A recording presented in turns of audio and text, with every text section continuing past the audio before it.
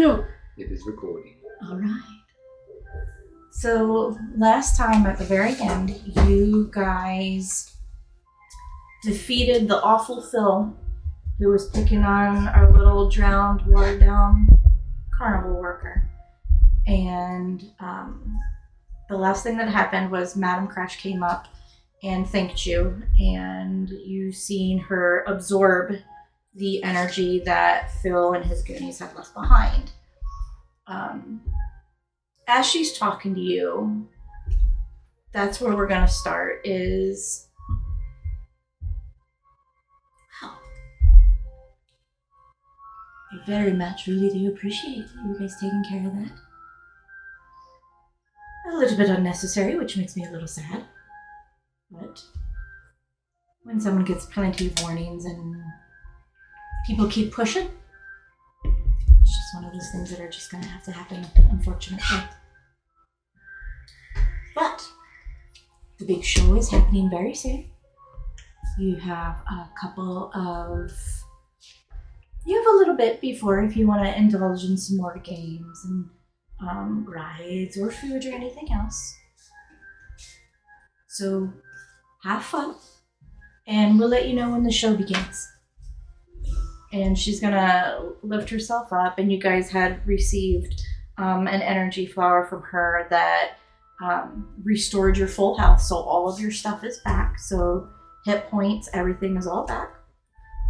And with that, Madame Crash is going to saunter away in her giant shadowy dress. Beautiful shadowy dress. And you just see her walk. And what do you do? And they didn't leave behind any bodies or anything, did they? No. They were there, but then it was like they were taken underground, and the only thing that was left were like the shadow bodies, and Madame Crash absorbed those. Is there any blood on the ground? There is. Ooh. Is there a big puddle somewhere? Let's see. The one that Silka smashed. Pretty much smashed and bludgeoned and oozed up in his nostrils. Okay. I'm going to say in front of her there's a pretty big puddle. Okay, alright. Well, she's going to go to that puddle. And she's going to... I don't know, I guess she's kind of curious as to how she absorbed them and they kind of like sunk into the earth. She wants to see, I guess, if there's anything like different with the blood. She's gonna put her fingers in.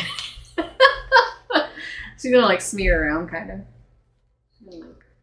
So I'm not gonna make you roll anything because Selka's pretty familiar with blood and blood consistency, especially with how you've tried to eat and where you've been for a few.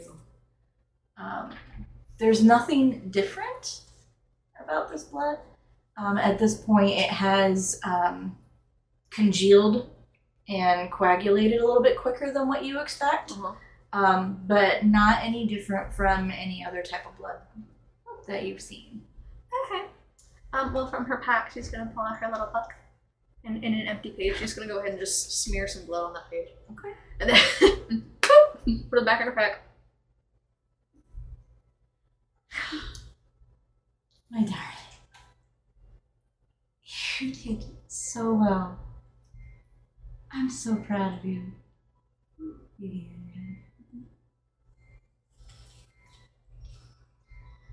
I think you might be a little bit more dangerous than what I expected you to be. What did you expect? Not for you to put my gift up his nose and into his mouth. It was a nice touch, though. She doesn't smile. She doesn't.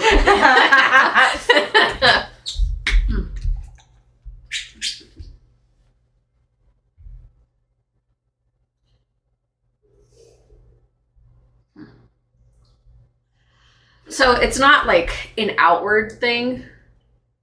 Can they kind of like, she can like feel like motions and stuff too, right? Mm-hmm. Oh, Okay. yeah. Oh, so yeah. it's more so like a slight, like, I don't know, maybe like a shiver and like a feeling inside. Because she's not gonna, like, Yay! you know, like, but internally, like, that's how the feeling would feel. I really think this is going to be good for you. I can feel your excitement rumbling in your chest. She'll kind of, like, probably feel on her chest a little bit. Oh! Just ran some blood. Spread some blood. And as you're doing that, you forget about it because it's a part of your body, but you run your fingers down the ridges of the center of your chest, and it just, you kind of like think for a moment, and you just feel that energy going into your chest. And then she'll look to see what the others are doing. But she's still, like, crouched down. So we've seen her blood in the book? Are you watching? I was going to say, what would, after Madame Crush left and you were watching, what do you think you would be doing at that moment? Looking at everybody, looking at Fifi. Not badly, just kind of looking at her, because she savagely was chomping on some guy. And then Fifi was sitting on somebody and then chomped on him. Selka, I'd seen what she was able to do too. So we're kind of be assessing everybody and what they're doing after the fact. Go ahead and give me a perception check, since you're going to be kind of like, it depends on if in that moment you were looking at her in that moment or if you were looking at Fifi or Solara. That's shocking. That will be a 14. I'm going to say yes. So in passing, you don't know what type of book. All you seen was that Selka had blood on her hands, and you saw that she like wiped, but you didn't see what kind of book it was, and it went in her pack. How far away am I from Selka? I would say probably about 8 feet.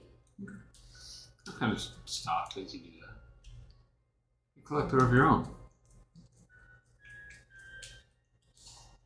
I suppose. Maybe a lot of collections. She'll, like, just kind of hold her book out. Like, this is it. You're offering for him to look at? She's just holding it. What you decide to do is up to you. I'll just kind of peer at it. Study action, I kind of like really focus in on it.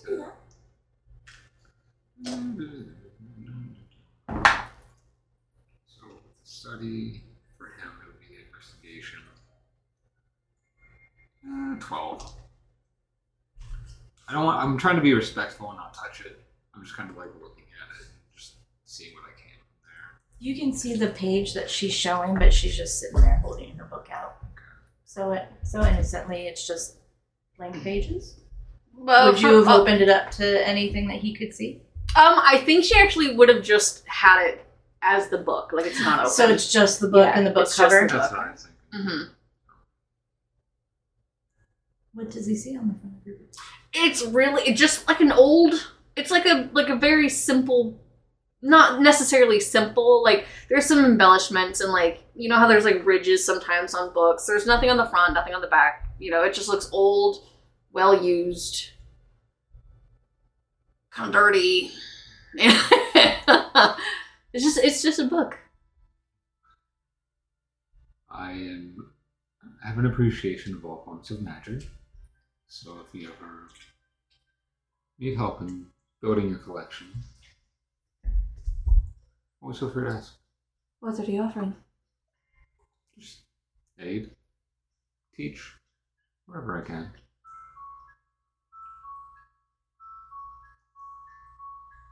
Yeah. And he just kind of gives a smirk and walks towards Fifi. She's just gonna stare at everybody. Fifi. Yeah. I'm like, For those of you listening. She's wiping the gore from her mouth. like a rag from my bag.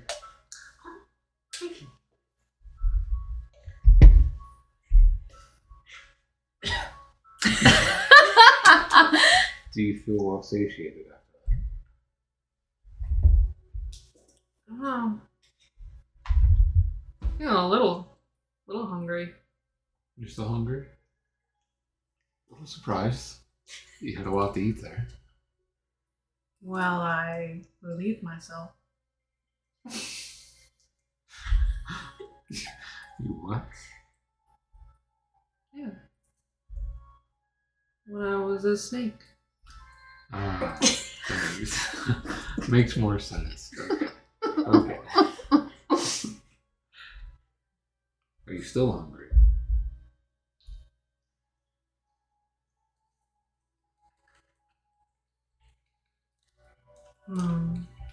I don't want more popcorn. I'm good on my popcorn too. You're fine. I think during this time, Solara would have looked around for paper or something so that she could clean off her blade, and in the meantime would just be observing everybody, and then at some point would just kind of in a shadow, I'm sure, lean back and kick back, leaning against something, just watching everybody. When I know where Solara's at, as I finish interacting, She's not really trying to hide. She didn't leave the vicinity. She's just kind of she found a shadow, and now she's kind of standing. as I interact with both of them, I stand tall and look over at you in my eyes and go.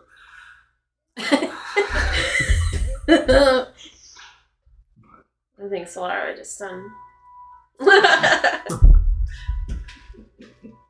And as you all are standing and collecting yourselves and cleaning yourselves up, you hear the sound of the calliope again.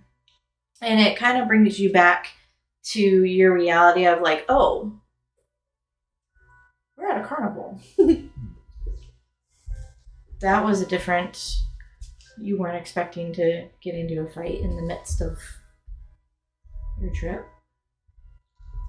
As you hear the calliope, and you start walking back to your food table that you guys had left, and you hear the little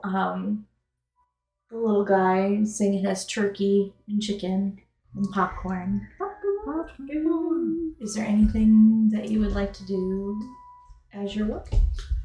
As I'm walking by, I'm like, "What's your name?" What? What's your name? I'm a Therian. Silas. It's nice to meet you, Silas. Nice to meet you. That song is going to be stuck in my head for a very long time. Turkey and chicken, chicken and turkey. Popcorn. Yes, Keep singing. I will. Thank you. I'm just gonna smile and keep walking. Did you get enough food? I did. It was delicious. Thank All right. Bye. And he just goes running back to his booth. So, are there... Cause I'm assuming we're all going to kind of continue walking a little bit. So, is there food area and then game area? What about Yes. attraction area? Ooh, yeah, definitely. So if we go to...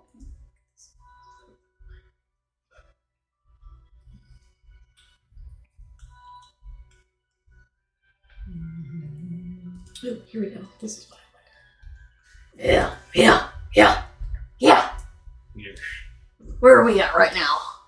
We're kind of close to the big top, right? You are kind of close to the big top. So I would say you found your way. I want to say you guys are probably roundabout back here. And you're making your way back by the big top where you, as you're walking by, Trucker man! Yes. You still traveling? Currently, no, but you want me to? And you weren't talking to Madam Crest trying to take my job, right?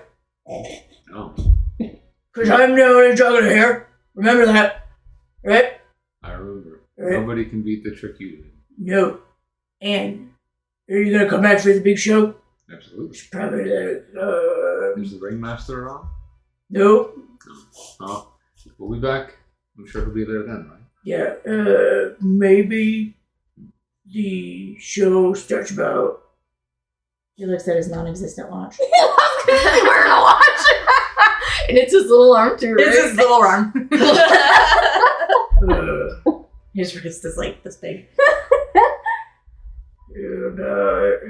987 minutes. 987 minutes. That's Yeah. several hours. Is that correct? No. We'll just pay attention to when they start calling for the show. Okay. Thank you. You're welcome. Have fun. You too. Hey, where you going? We're going to check out the attractions. Oh, half over there. Okay. Bye. Bye. And he like walks away with like a really heavy limb. Wasn't it Krieg or something? Goran. Callan or oh, he's my favorite. It's like a little buddy. I think Fifi would turn to Ethereum like, hour of what? An hour? Oh, how you tell time? Like, there's so many minutes in an hour, hours in a day, days in a week, weeks in a month, months in a year. They talk in a different language. Maybe after this, if we continue to travel, I can start teaching you more about how time works. Sound good? You're familiar with the setting of the sun and rising of the moon, right? Oh, Essentially, so many hours are in the day. After so many hours, the sun sets. And after so many hours, the sun rises. okay, leaves. Yeah.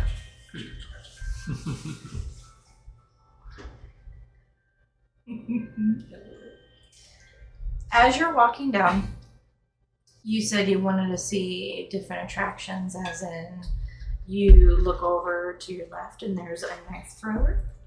There looks to be the bearded lady. There is a little guy that is, he has a neck sign that says Confession Keeper. And he, as you're walking by, you see like this little house that's beside him, and he has. Let's see if I can pull him up. No, I'm gonna do that. Aww. He's so adorable. And he is 3 foot high, and he's made of paper with really dark, sunken eyes with a little bit of glow in there. And he comes walking up. And all of a sudden, you hear, Roy? Do you have a confession you want to say? What are you? I'm the confession keeper. What are you? I'm the confession keeper. You made of paper? I'm made of paper! Yes. I'm gonna reach for one. Does he actually bite her? He, like, puts his mouth on her. And he, like, is gumming her wrist. Oh, you got no teeth? Oh.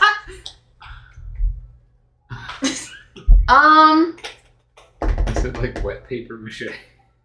No, what does the it's paper like, feel like? it's like, it literally, there's, like, no moisture. There's absolutely no, it just literally feels like paper's rubbing against your wrist. She's gonna pull a piece of paper off. Ouch. You're made of paper. Yes. Paper does not hurt. Well, that hurt me. Are you made of paper? And he like goes up and he pulls like a strand of your hair. Not like out, but just kind of like, yeah.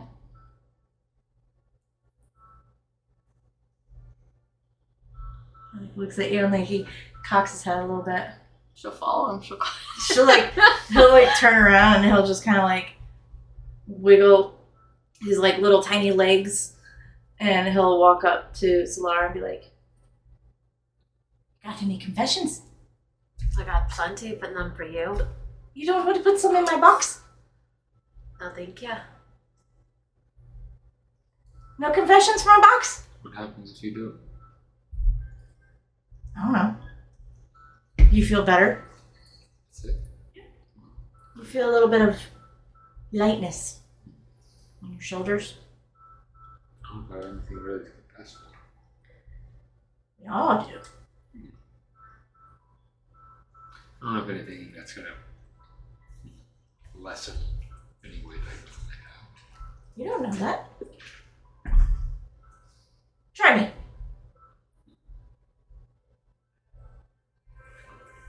And that's what he does. He actually rips a piece of paper off of himself. Right with your finger. And then as you're on the piece of paper, what you're writing with your finger shows up on the piece of paper. So, put it to myself. Write something down. I don't want to read it. I'm not supposed to read it. Put it in my box. Put it Put it in my box. in the box. So he doesn't know what you put in there. But you feel not a lot, but you feel like like an airiness in your shoulders. Like a little bit of energy's been just a little bit of heaviness has been taken off your shoulders. Actually works. So my papers are just blank? Your paper is just blank right now. Oh, okay. So you can write on that. She's just gonna put it into her bag and walk away. He like stares at your back for a minute and he's just like, okay. She's a bit of a fuck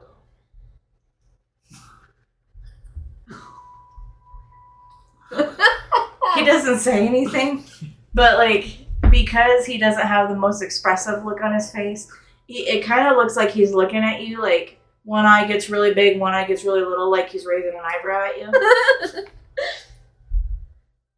Thank you for the confession. Bye. You said he was a little guy. Like how? Like 3 feet. 3 feet. So a few feet crouches down. They're still like real close to him, real towering. Oh, And she puts out a hand. And he like lifts his armpit, rips out a piece of paper. And then I think it's pretty clearly seen that she's not writing, she's just drawing a picture. Just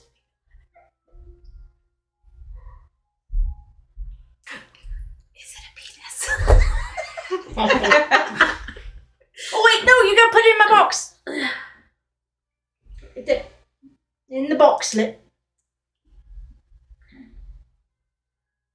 Even though we know that it's a drawing, Fifi still conveyed something in that drawing. Oh.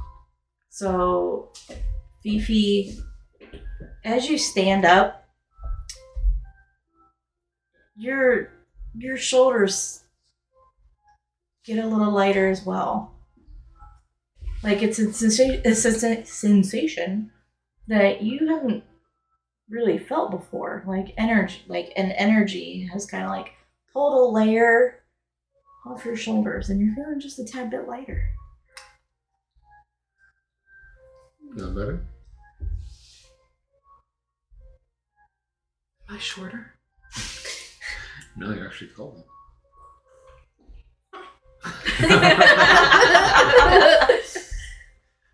Well, if you decide to write on that piece of paper, you'll just come in and put it in the slot.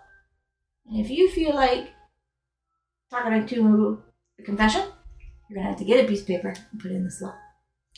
You don't worry, I won't. Well, that's no fun.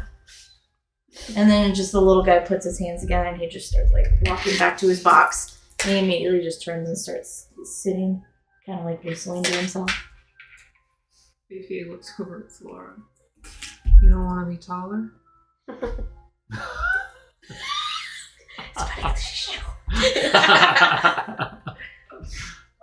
I like the size I am. You want to be lighter? I'm fine with my darkness. I'm talking about swifter. Quicker on your feet. Quicker in the mind. I think I'm good enough. Being small's an advantage. So is being big. And as you guys are still walking really closer to the attractions, you're seeing the bearded lady, the knife throwers, you see your little confession keeper, and you hear behind you, like.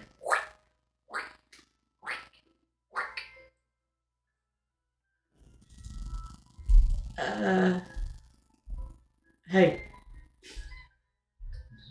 Turning. And when you turn around, you see Finn. Oh. You doing alright? Yeah. Madam told me what you guys did for me. And that Phil came back and was kind of a dick. I wanted to come up and say thank you for helping me in the first place. Well, just try to keep your nose a little cleaner. Yeah. I just the brothels are really fun, especially for somebody who kind of looks like me. What's wrong with you? Well, I'm wet all the time. Some people think that's a good thing.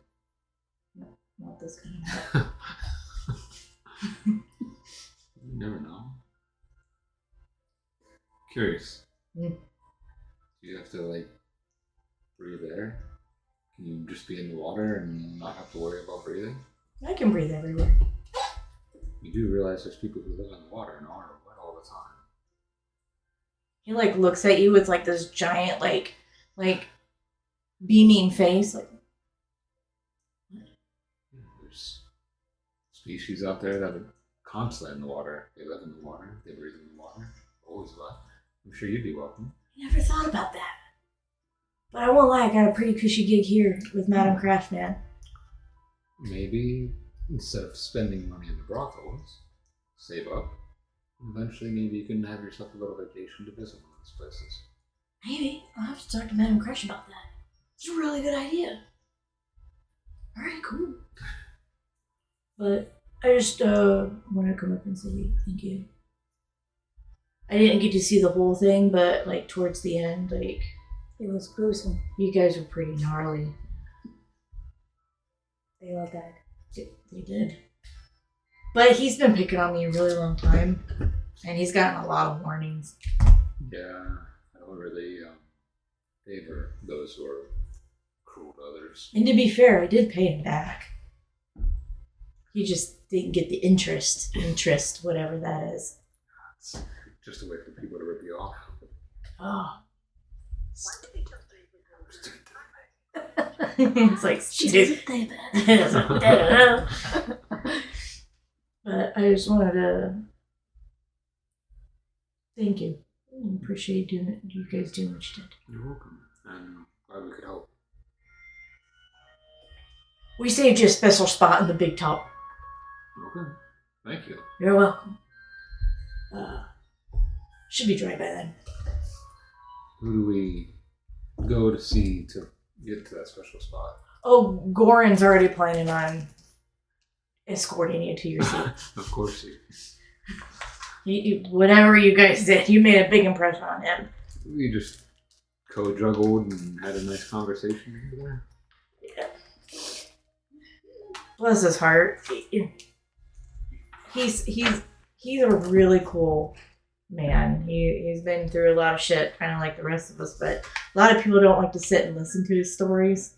So I think whatever you guys talk to him about, like, just kind of brightened his spirits a little bit. So he's very excited to escort you to your seat. I'm very much in favor of listening to those who feel like they don't have a voice. So I'm glad to listen. All right.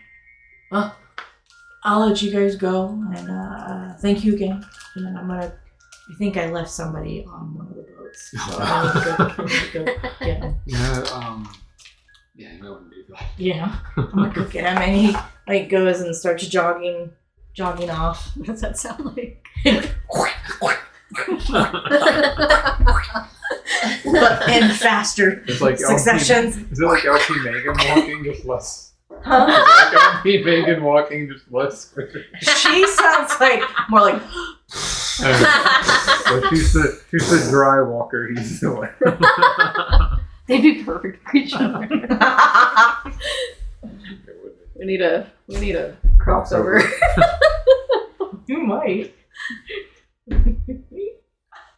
Uh-oh. Interesting. She is on the Feywild. Princess. Princess Monster. So you guys are near the attraction tent in this area with the oddities. Is there anything specific that you might be looking for, or something that you've seen in the past or have interested in? What does the oddities look like on the outside as we're passing? As you're passing with the oddities, it's a singular tent, and it has purple and green neons that drape down over, and it's orange and white striped instead of your typical red and white striped. And on the front, you find this huge, it's like one of those mounts, but this one is of a, what would have been good to say? This one you see a cockatrice, and it's the mixture of a raptor and a chicken and a bird, and it's on this plaque in the shape of a heart, and this cockatrice is like red, yellow, blue, a lot of primaries, but its beak is ginormous like Toucan Sam's. And underneath it says R.I.P. Phyllis.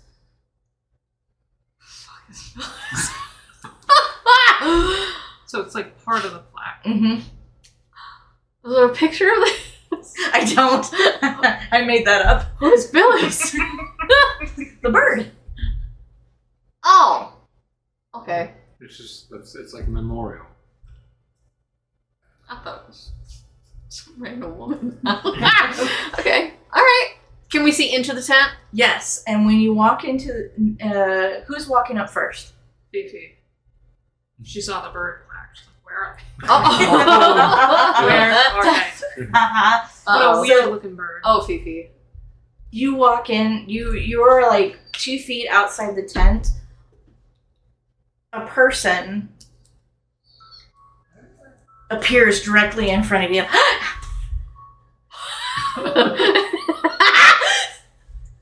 And it's just this lantern-like. Ooh. Ah, shit. She's back on. She has her lantern and she like holds it up to your face. She's looking at everybody else. She's in the group grinning. It's okay. It's okay. She's fine. You want to come in to see the attractions? She points at the plaque. Hi! That's Phyllis. She was killed about 80 years ago. Ethically sourced, of course. We took her from a poacher who was being mean and illegal. So we killed the poacher, saved the chicken, but then the chicken died. And we named her Phyllis.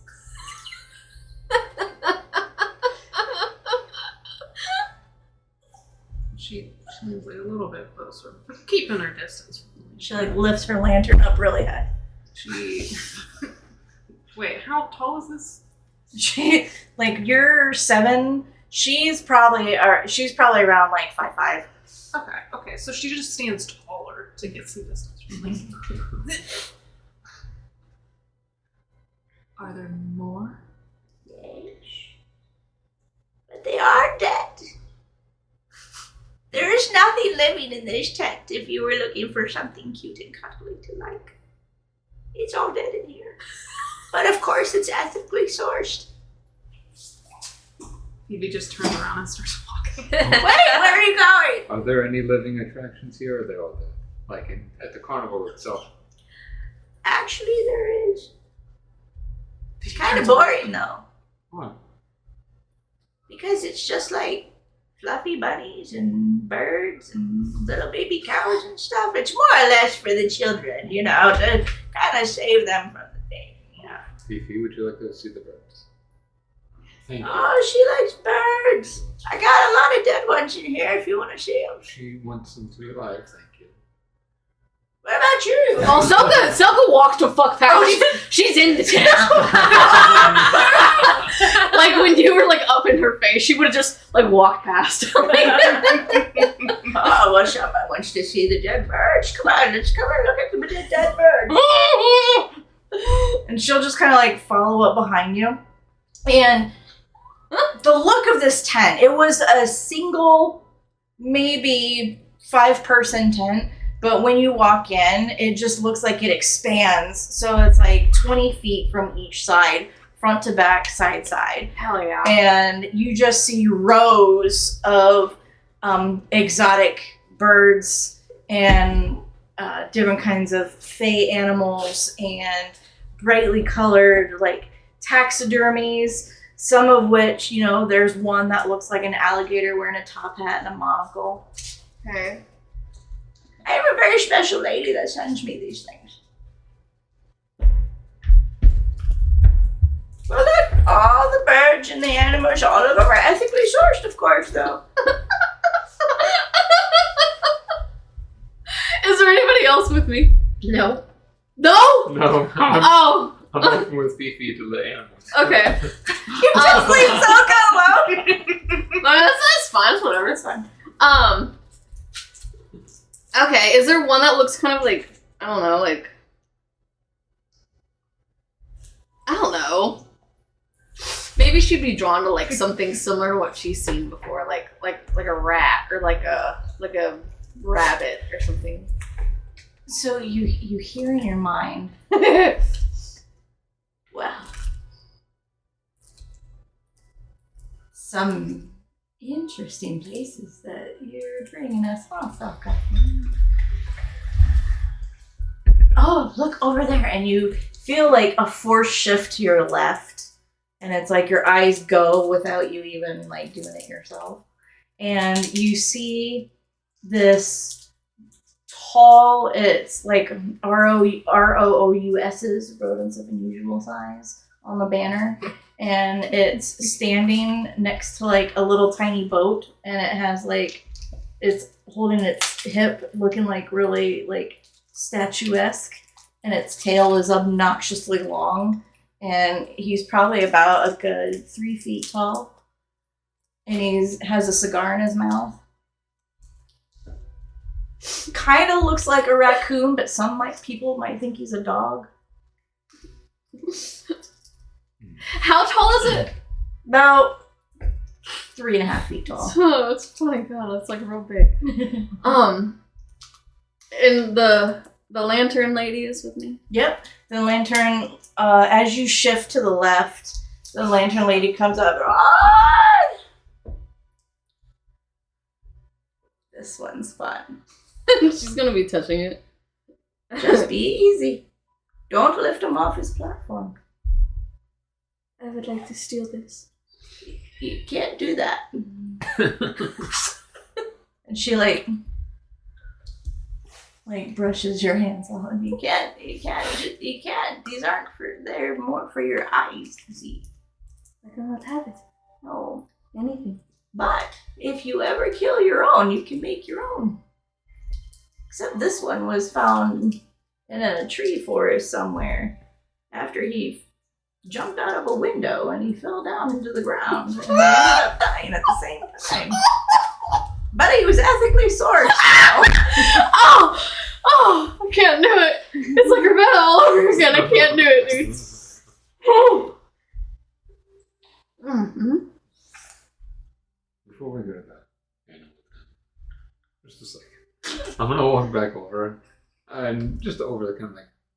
You see Selka looking, and then Lantern Lady's talking to her, and you hear, "Oh, he's ethically sourced after he jumped out of a window." Who makes all this? Lots of people, but I tend to get a lot myself. Bless you, my dear. Selka, are you okay?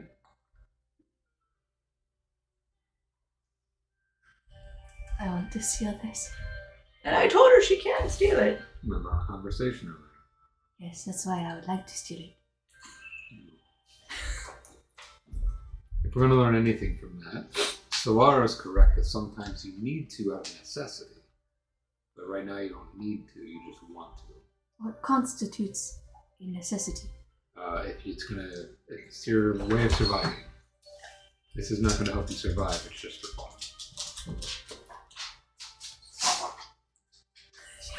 Your eyes. How about we go get our own animal sometime and we can make our own? Just like she said, it could be your own special creature you made yourself. This one is named Ahmed.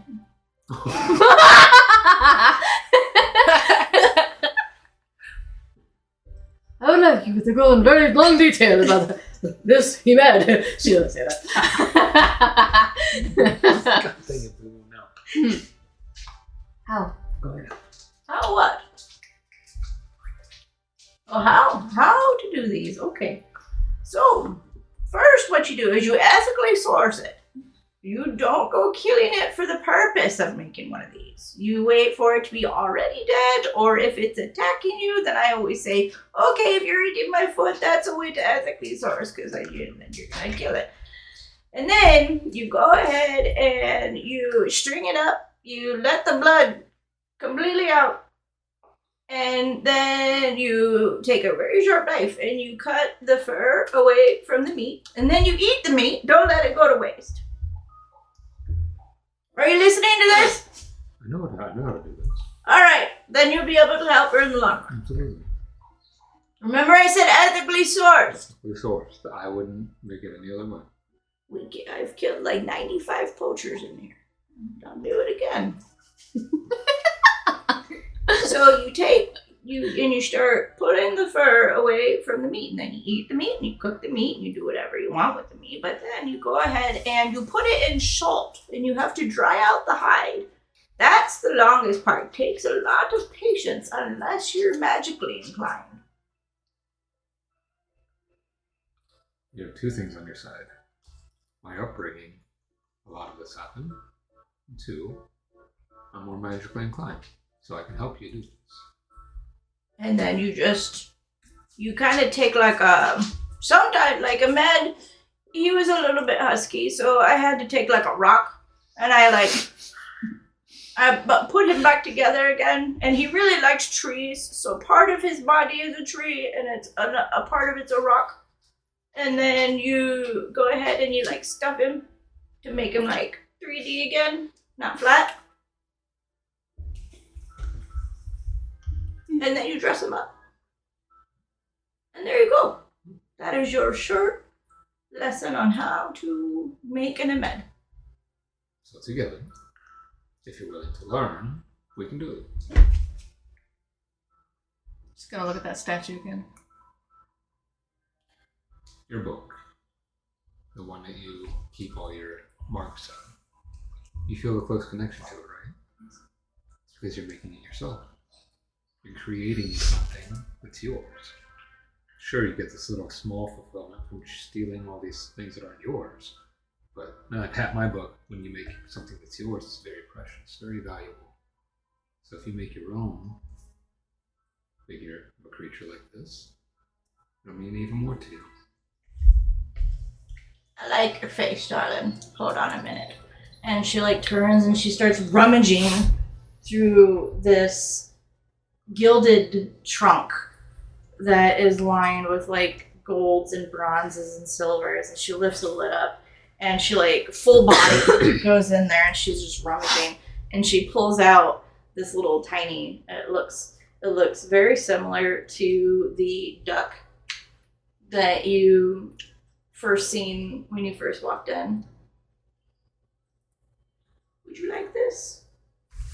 She takes it. And it's a smaller version of what you've seen, and it's a small little yellow skeleton duckling with fangs and really dark eyes, and as you look at it, it turns its head to look at you.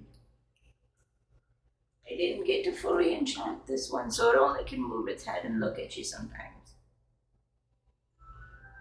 I lost the other one. The other one kind of ran off. I have to go find it. So nobody can tell, but there's that feeling inside of her again. That really excited feeling.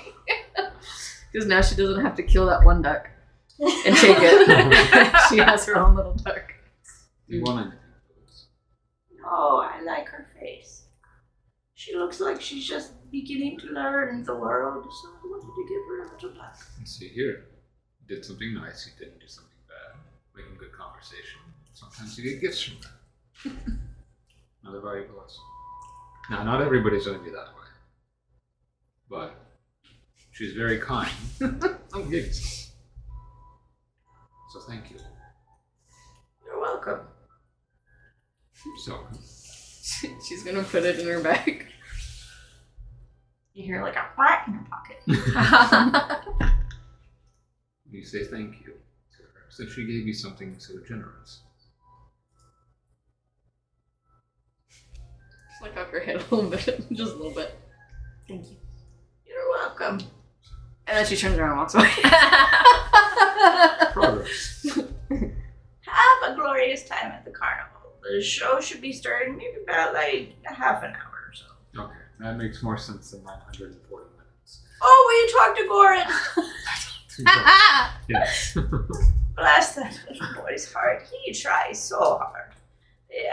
We're working on timestamps with him, but it's going a little rough. He does a good job, just I had a feeling that time might be a little off. Telling time is not his forte. Juggling is though. He's very good. He's very good at defying gravity with his juggling. He is. Very good. But have a good day. Thank you, you too. So walking back out, Fifi. She just be cross-legged on the ground just outside the tent flap. You ready to see the birds? She hops right up. Baby. This is the biggest, babiest thing I've ever seen. You okay? She's fine. She's being a big baby. So we will go see birds. Doesn't say give her a lovey.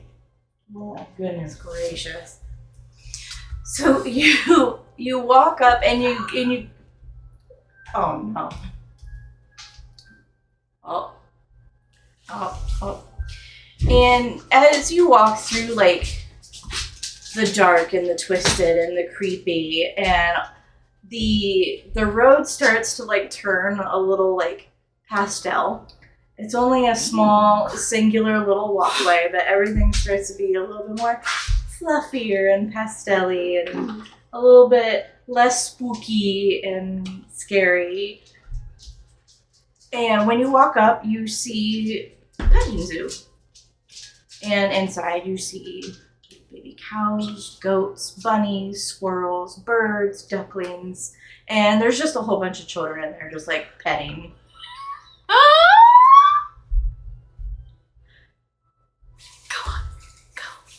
Fifi's looking at the human children. It can be a little gross. Are they a part of the petting zoo? What was that? Are they a part of the petting zoo? I highly recommend you do not do that. And there's just like a moment of understanding. Like, get them out of here. Where are we at on the map? Oh, the petting zoo is not on this map. Okay. So you're like way over here. Where are we? Like way over here. Okay. Hell yeah! Big ass carnival. I love it. I think while they went there, Solara would have broken off and gone to the fortunes. Okay. So you break off and you go to that. And while you're at the gate of the petting zoo, all of a sudden you hear, "Hey, want to come in and pet some animals?" Oh! And this guy comes up. Oh! "My name's Servant Spike. I'm the beast handler around here. All the fluffy beasts that you can lay your eyes upon. They're cute, huh?" And he like picks up a little squirrel. "You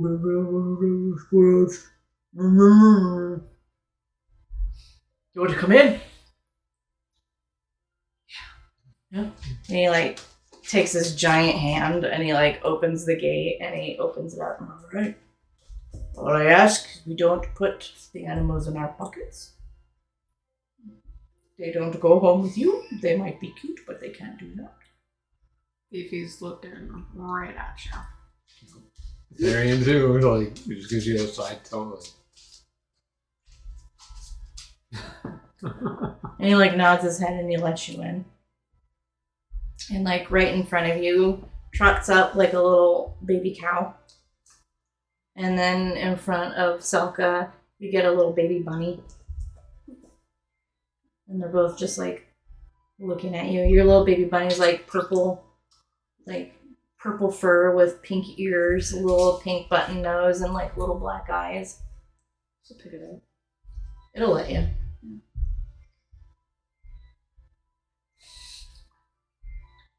I've cured so many of you. And it just kind of like looks at you, cocks its head. Kind of has like the eyebrows of a worried.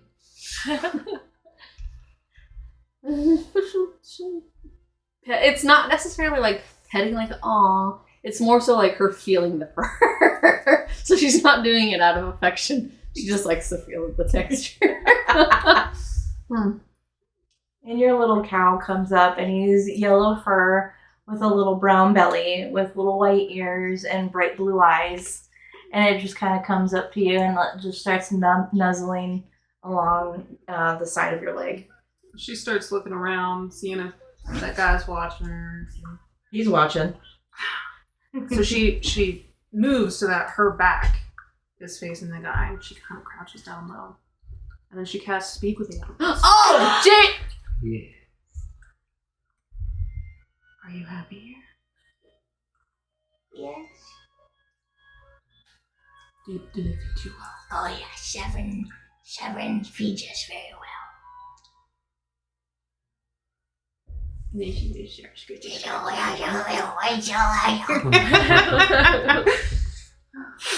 You're pretty. Oh, you're pretty. And she like nuzzles against your, like, did you crouch down? Mm-hmm. She like nuzzles into your chest and she just kind of like looks up at nuzzling you back. and she starts giving you like little chin kisses. Fifi's now on the ground, just facing the fur. And as Fifi's like just in her like happy world, all the little animals just come around and like dogpile on top of Fifi, and Fifi's just getting like all the loves. She just kind of like, she's enjoying it, and then she just kind of like settles a little bit, like she's about to take a nap. So what do you look like right now? Like, how covered is she by animals? Like covered, like you see, because Fifi is, you know, larger, but like she's now covered in birds and ducklings and bunnies and cows and goats, and they're all just like the little goats kind of like jump like on her side and start kind of like laying down on top of her. So she's pretty well covered. I would say she's about 75% covered. Her face is completely open. They wouldn't smother her or anything. Selka's gonna come over. I'm just gonna stare at you for a second. Are your eyes closed? Are you just like... Yeah. Okay, well she's gonna just like stand there and stare at you. Like head cocked a little bit. And then she'll kind of like come around to like where your head is. And she'll like bend down like on her haunches. Just gonna put her bunny on your face. All her eyes pop open.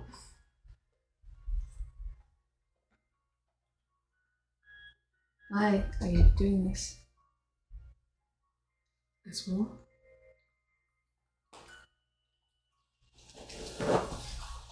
Don't you like hugs? And then he just grabs her, and can she just pull her down into the... Yeah, she is... Well, because I'm thinking about the time where, like, everybody fell over her, and she's just stock solid. So if he just grabs you by the arm and just pulls you down into the cuddle pile. Okay, alright. You reach... He's just moving bunnies onto you. Okay, I mean, yeah, she'll take it. But she's like looking at you the whole time. Are you an animal? Isn't everybody? No.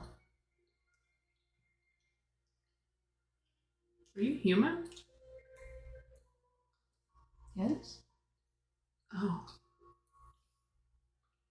Because, like, he's looking at her, just black eyes. You sure?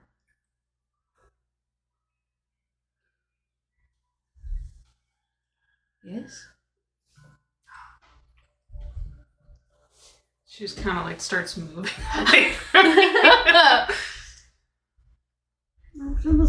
Should just be feeling the bunnies. There's just a little bit of a distance. Okay. The bunnies are filling the distance, don't worry. She don't do that. I do that.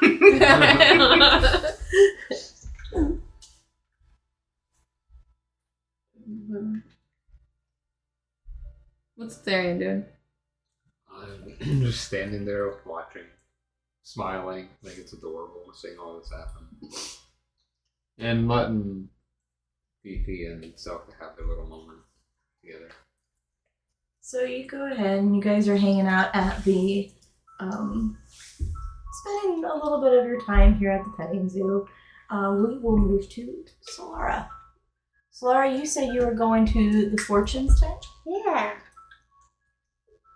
As you walk up, it's a beautiful tent that looks legitimately like a crystal ball. Oh. It's lit up, but you see that there's like a curtained doorway that's being suspended into the dome area, and there's 3 steps that are the base.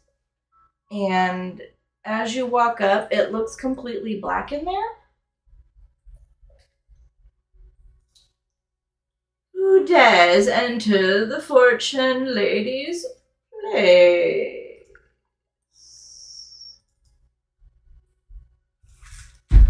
Well, that would be me. What can I do for you, my dear? I'd like to see if you can tell me a fortune. What kind of fortune are you looking for? I'm not sure. Well, how can I tell you if you don't know what you're looking for? I'm looking for a bounty. A bounty? Do I look like a bounty hunter? No, I am. I'm trying to find her. Because I had a fortune teller and I don't know where she went. Make her up on the spot. Huh? Go! I'm gonna have to, I think. Where's she gone? One last ditch effort. Okay, so as you walk in, a candle lights up, and you see this gal. So, you're a bounty hunter. What kind of bounty hunter? A hunter that hunts for bounty. There are different ones, my dear. Which one are you? I smell the stench of blood on your skin. I guess would be a human bounty hunter. Probably most of the time, yeah. I don't know if what you're looking for I'm going to be able to answer.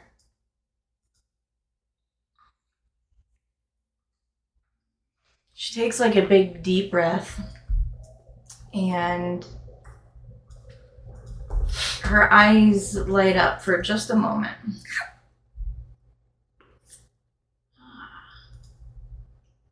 You've lost something.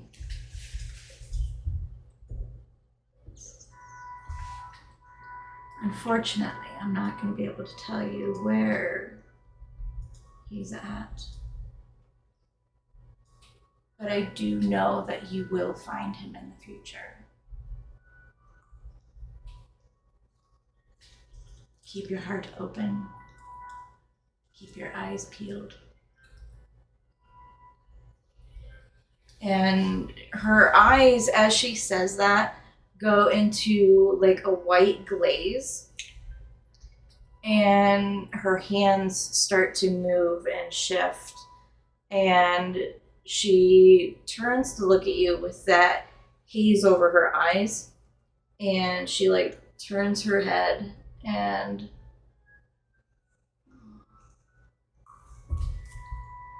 little mouse.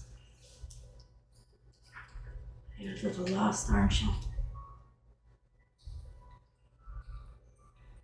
And she starts to spin the series of signals.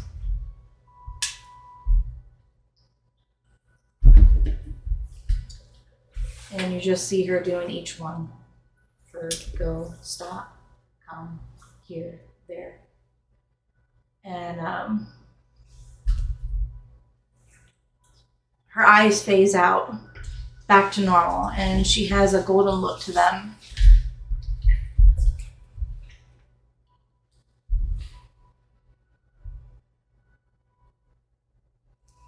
You're going to find him. I just can't tell you, unfortunately, if he's alive, if he's dead, if he's in one piece or all put together. You will find him, though.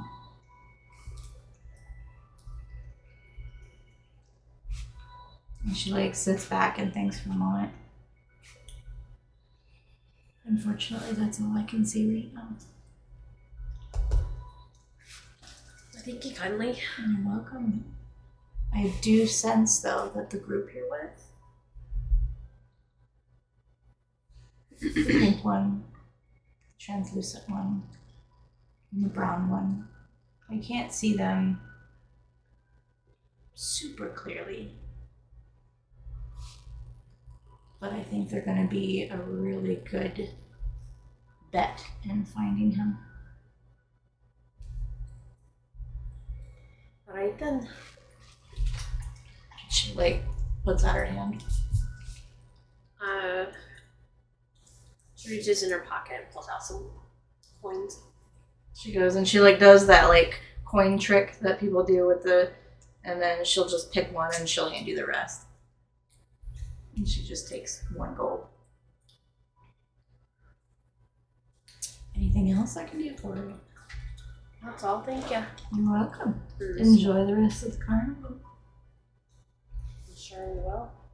And as you walk out, everything just fades straight to black again. You can't see into that at all.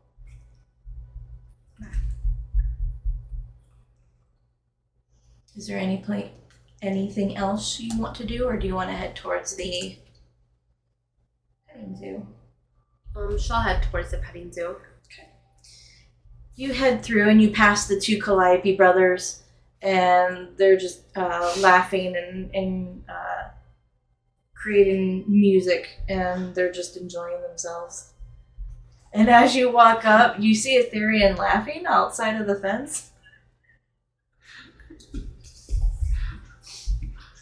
Fifi made me think of reverse petting zoo, the animals pet you.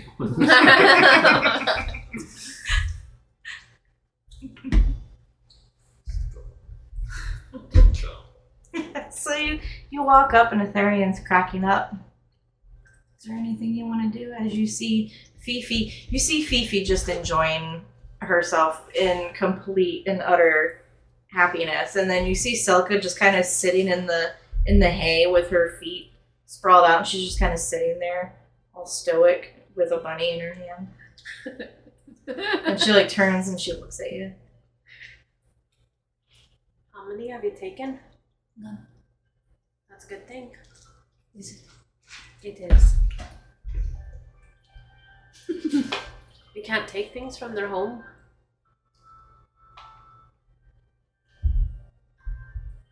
Unless their home is bad. This looks like a good home.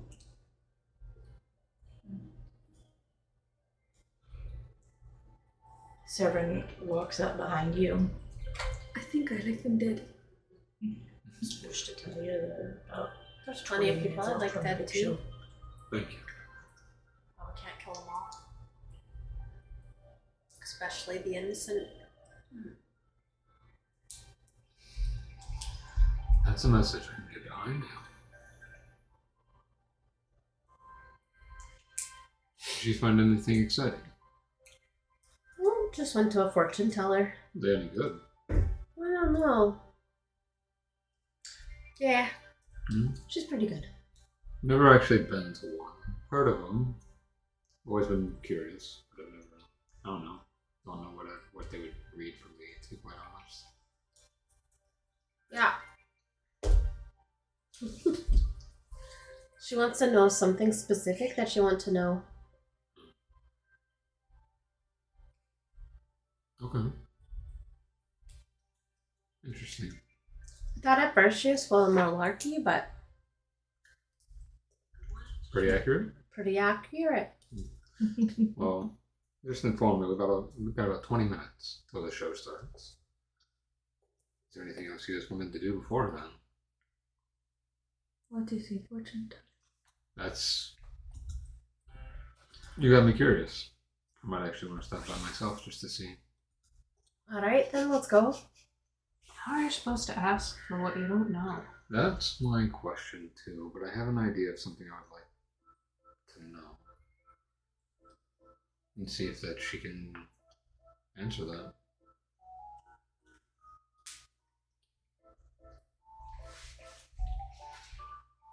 You want just a couple more minutes? Where are the birds? And then as you say, where are the birds? You just get a swarm of like blue jays, cardinals, primary colored birds, little baby cockatrices coming and running up and skittering up to your feet. And they just start like swarming around you.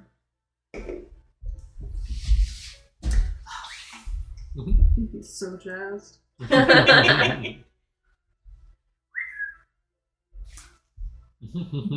And then you just hear this beautiful song of just like what you did, like It just grows loud. Oh, Sophie. Goodbye, my friends. and then like as you're getting up to like walk to the gate, Severin's standing there, but then like you start walking, the little birds start like walking in a single file line following behind you, and you just hear them going.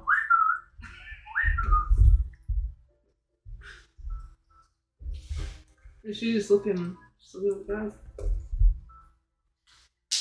They're on my pocket. They thoroughly enjoy you, and I like that. All right, skitter about, and all of a sudden you just hear, and then they all like disperse, and he opens the gate for you. Selka's still sitting down in the hay. She probably would have stood up when Fifi did. As you're walking, your little purple bunny is like hopping behind you. Just gonna keep walking. Severin opens the gate for you and escorts you guys out. Aaron is watching very closely. Her hands are where you can see them. Just watching. Solara is gonna lean down and take the rabbit and be like, "Don't follow the Reaper," and puts it back down. Me? Did you call me the Reaper? Did you see that motherfucker guarding the gate? Yeah, but we all saw you murder someone. And you just said you wanted to kill him.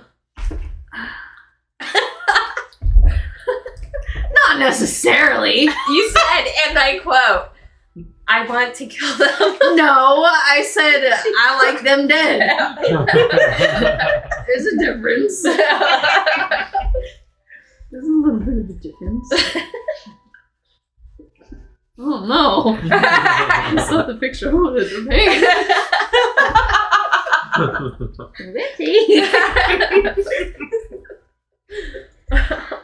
That's fine. I love you. So, you're outside of the petting zoo. And you start walking. You said you wanted to walk towards the fortune teller? Yes. I don't know why my thing won't open. Excuse me, oh my goodness. Your excuse, Sophie. By the way, We left our tickets here the last time, right? Yeah, I have Okay. them. I was like flipping out for a second. I was like, oh my gosh, where did I put my ticket? And I was like, I think I left it. There it is. I'm nervous there. Alright, so you all walk up to the fortune teller tent, and Solara, are you leading the way? Sure. So, Go ahead. Nope, go ahead. I want you to do it. She'll just like walk up to the front and she'll say, "It looks black now, but as you go in, she'll be in there. I suggest one at a time." You want me to go first? Or you want to go? You want it? And take a coin for her. No. You have coin? Do you want me to go or you first? You want it? You want me to? You're right. I'll just walk in. And you see, as you walk in, the glass orb on her table starts glowing the same color as your good eye. And she's up behind it. Hi there. Oh. What kind of fortune are you looking for? I wasn't sure at first. Then I was thinking, you were able to tell me why the four of us were supposed to have been brought here? By any chance? No. No. That quickly. Mm-hmm. Okay. It's not that I can't. Not that you're not allowed. It's not. Fair enough. You'll know soon enough. I have to have a specific thing. I guess not. If you're wanting me to do a once over, I can take a look at you, handsome. Just, I really don't know what I want to know about my future. So, dealer's choice. She sits back and she takes a really big deep breath. And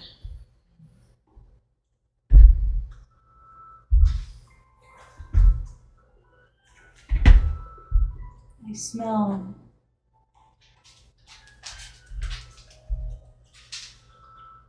soot, powder, ash, and a lantern that wasn't broken to begin with. Fire.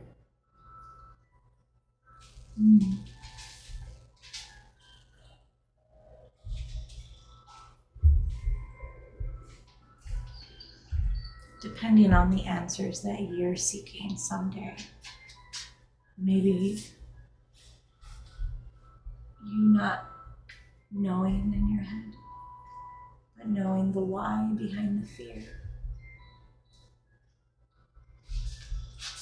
Why you were so dangerous. I think you're gonna have answers eventually. Why I was dangerous. Mm-hmm. That's it. Not maybe dangerous in the sense of somebody against you, me, Fifi. More or less the fear behind the eyes of the uneducated. Fear what could be. Mm-hmm. Makes sense. That book, though. You see that book behind her eyes. You will see that book again.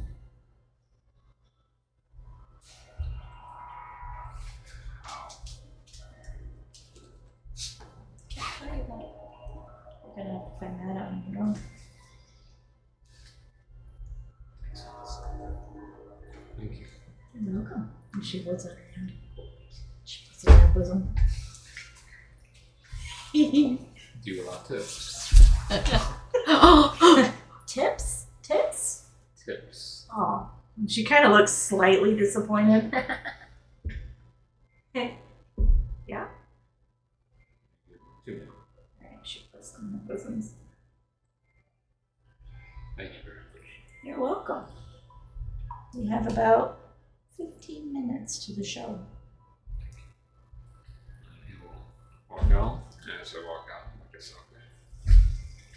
And before, when he had walked in, so how explain like the darkness, how you can't see through. How is that again?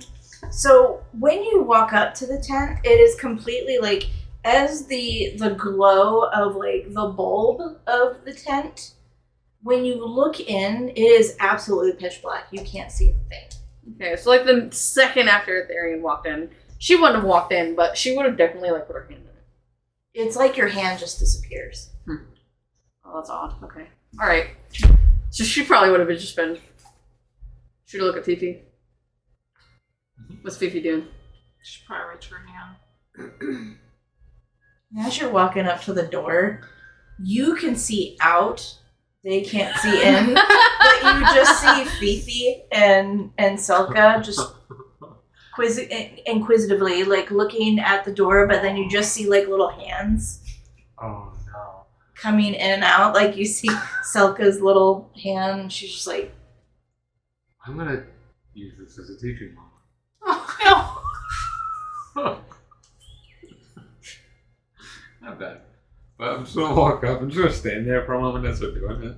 Just take both my hands, just like not tightly grab, just like grab onto the wrist real quick and then like slight tug and let go. so you both were like interchanging and taking turns, but at one point you got out of rhythm and both of your hands were in the tent at the exact same time. You both are looking at each other. You feel a grasp on each of your wrists. She's gonna. It's like real quick when it just lets go. How quick does she have to be to clot? I didn't go on the inside, I was on the outside.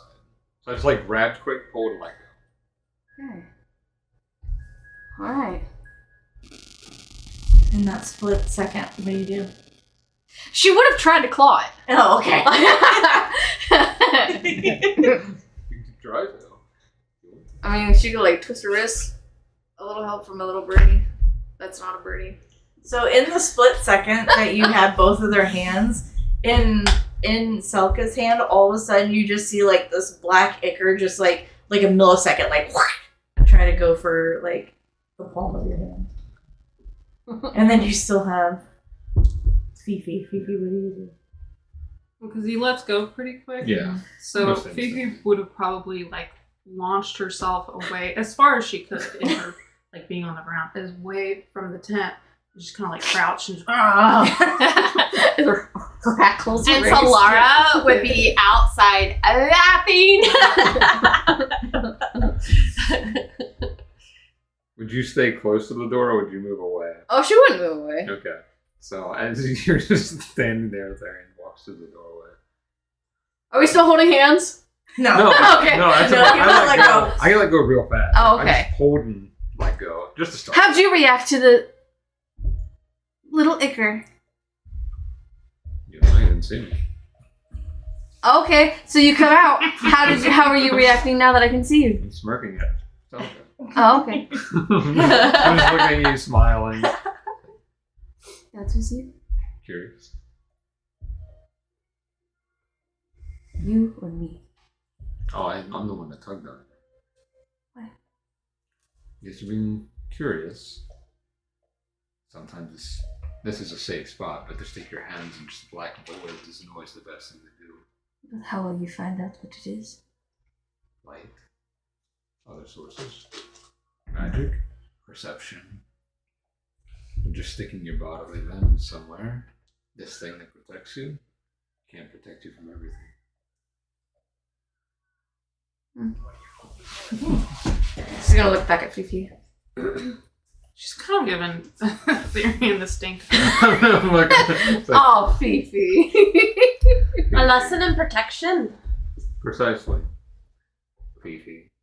It wasn't a matter of me trying to scare you, just teaching you be careful. If I were to tell you to be careful not to stick your hand in a dark void, would you listen? So good at it. It was fun. And I'm trying to teach her the same lesson. She sticks her hand back in. As you do, you stick your hand back in. I'm not gonna like push you. I'm just gonna like try to like move you forward. Like Okay, we've only got 15 minutes. yeah, she goes in. So everything for you is completely black. But then when you walk in, the light fades into from black to like the color of your hair and skin, like that white neon. Mm-hmm. And you almost see like this black ichor lift itself up and down over her shoulders, and she's looking at you. Hello, little one. You're a unique little one. Am I?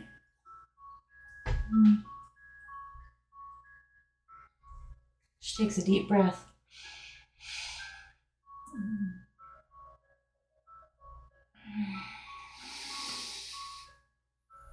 You carry a special passenger, don't you? She just like absently kind of like feels at her chest. Mm-hmm. She's there.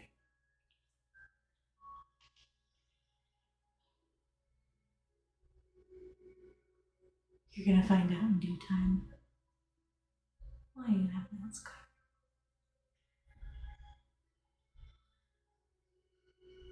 You're learning. And you hear Vale kind of like vibrate in your ears a little bit.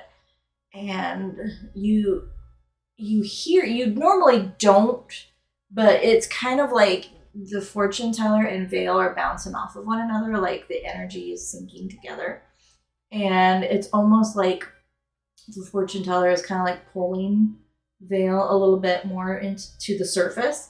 And so you feel like Vale be like behind your ears, and you feel like this pull in your third eye area. And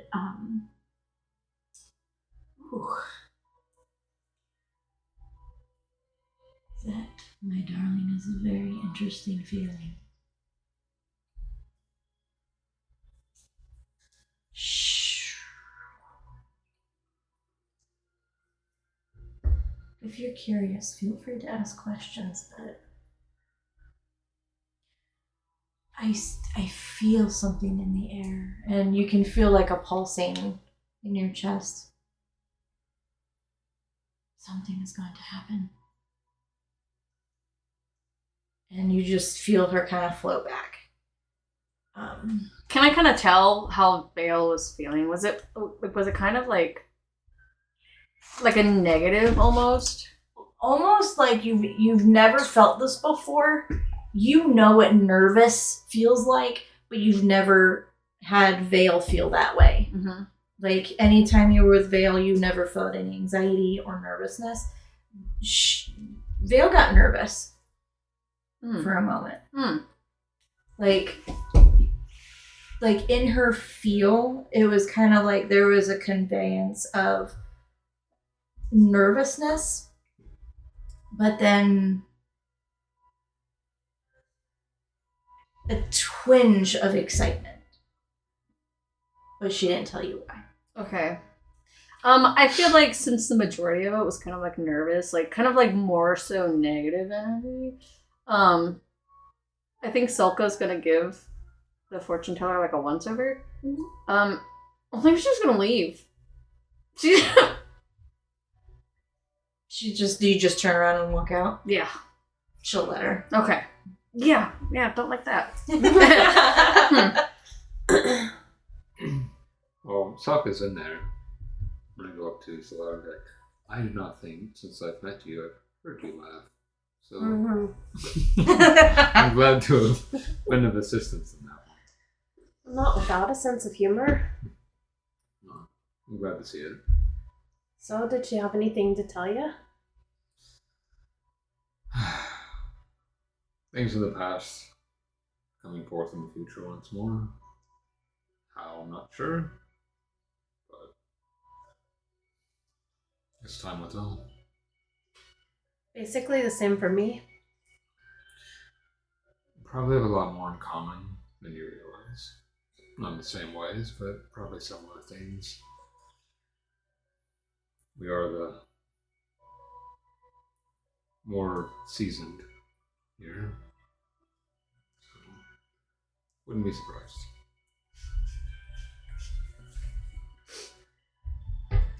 Fifi's just thinking in her head. Are they food?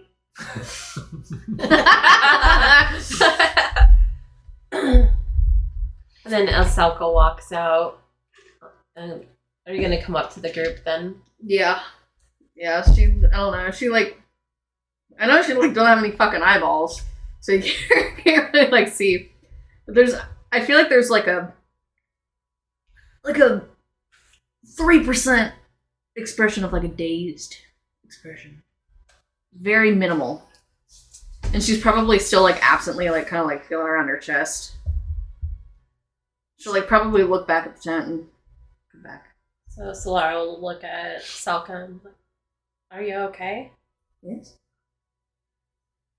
Did she have anything good for you? She did not have anything. Okay then. And you hear like a whisper in your ear. Something's coming. Not sure when, but I feel like something's coming soon. I feel like at that, like as she's like absently, like she'll like instead of like just feeling, like she'll like grip her shirt for a second. You sure you're alright? Hey, remember the feather. She'll go into her pack. She'll get that. And she's gonna be squeezing it.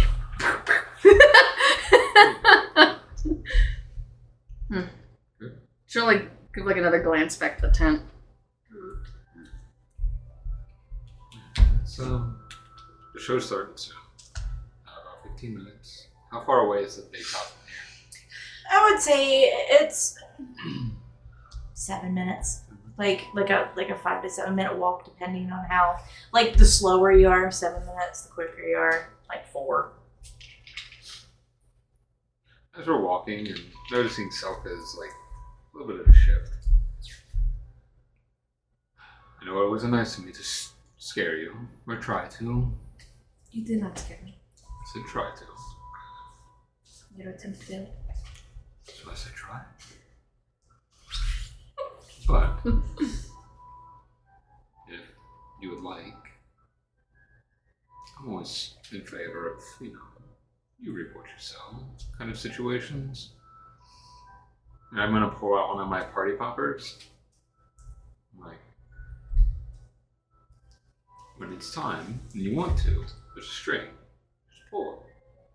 Makes a loud noise. Guarantee you do it when I'm not paying any attention, it'll get me. So, I'm handing it to you. You're just free to do whatever you want. That was a pop or something.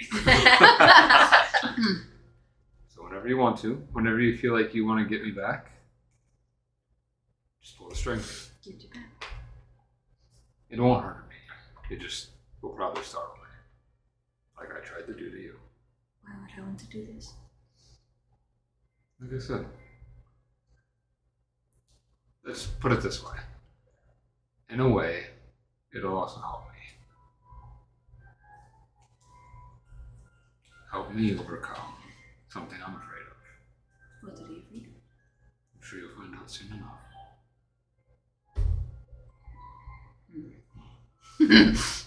When we have more time to talk. Right now, we have a show to get to. She'll look towards the direction of the tent. Whatever you want to. So.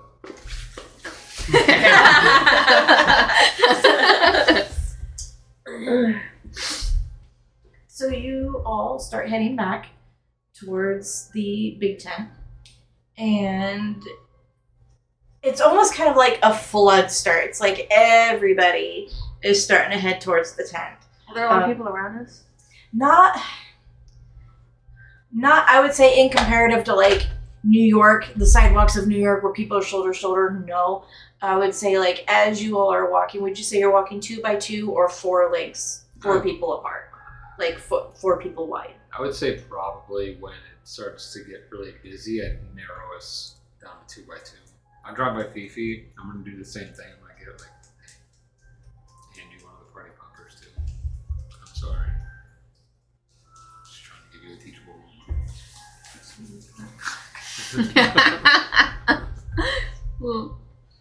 So it's not like shoulder to shoulder, but as like the traffic starts to come and go, a lot of people who are heading like the opposite direction of you now are all turning around because they're hearing the large cannon sounds and music, big music of the big top. So not shoulder to shoulder, but it's pretty like you guys are standing pretty close together as you're walking towards the tent.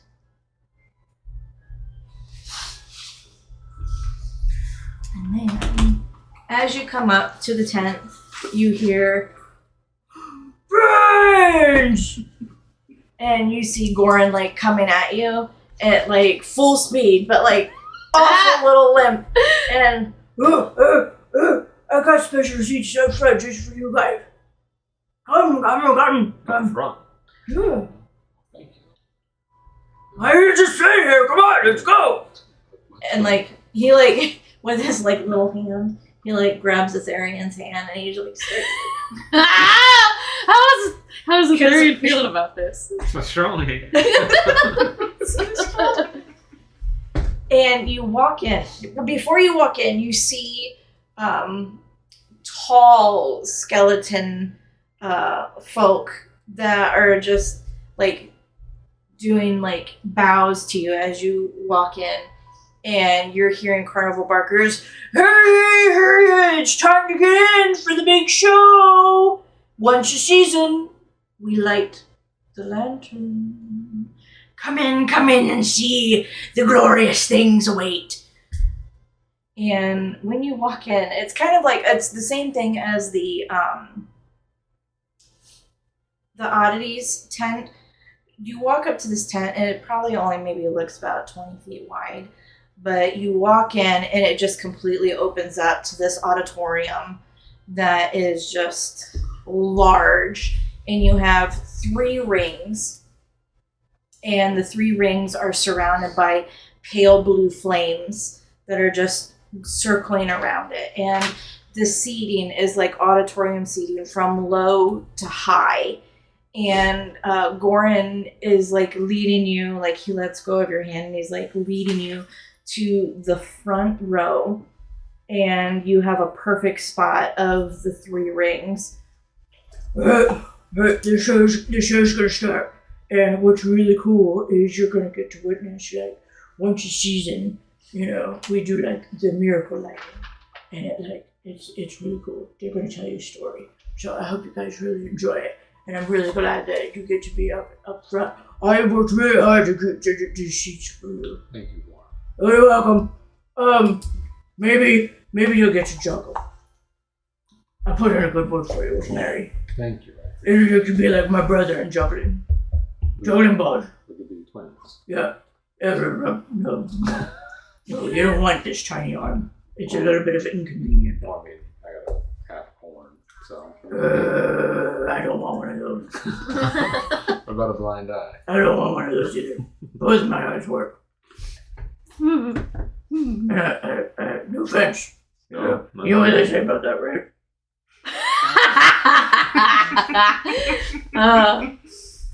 Right? You know what they say? Oh, I know. Okay. I know. Yeah, you can't get mad at me when I say it. What? What? What did they say? When you look at somebody and you say, okay, no offense, you know, they can't get mad at you. That's not accurate. It is accurate. I say it all the time and no one gets mad at me. Here, be very careful who you say that to. What? What? She goes,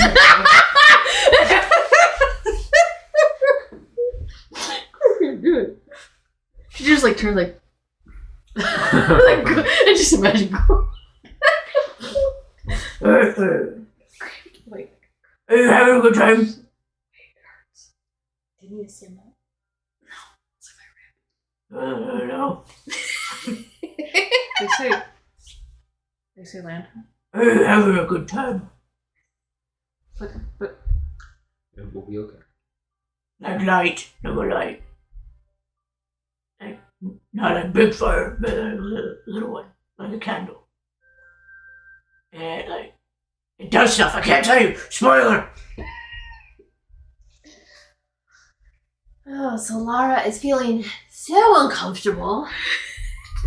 He like turns it. Not because of this, but because she is not a front row person.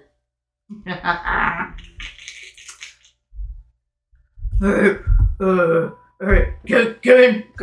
And you like the seating. It's like benches that you would see, and you get to slide in one by one by one.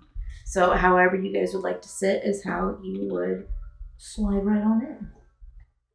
So Lara's going to be on one of the ends. Or Or the would like end. to be in the middle somewhere. I think Fifi would probably go in first. So she's trying to avoid him. Avoid who? Goran? Yeah. Oh, okay. So I'll sit next to Selka and Fifi then in that middle spot.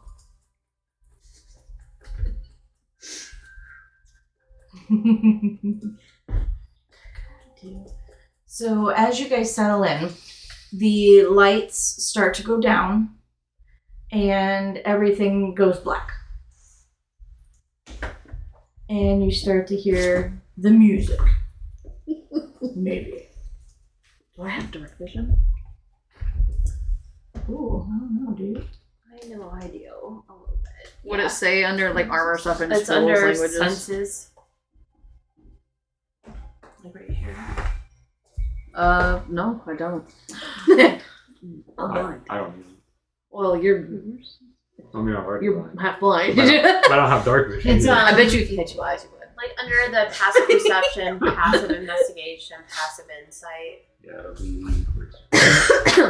Oh, okay, so on this one, it's not, but for bolts, I don't think. But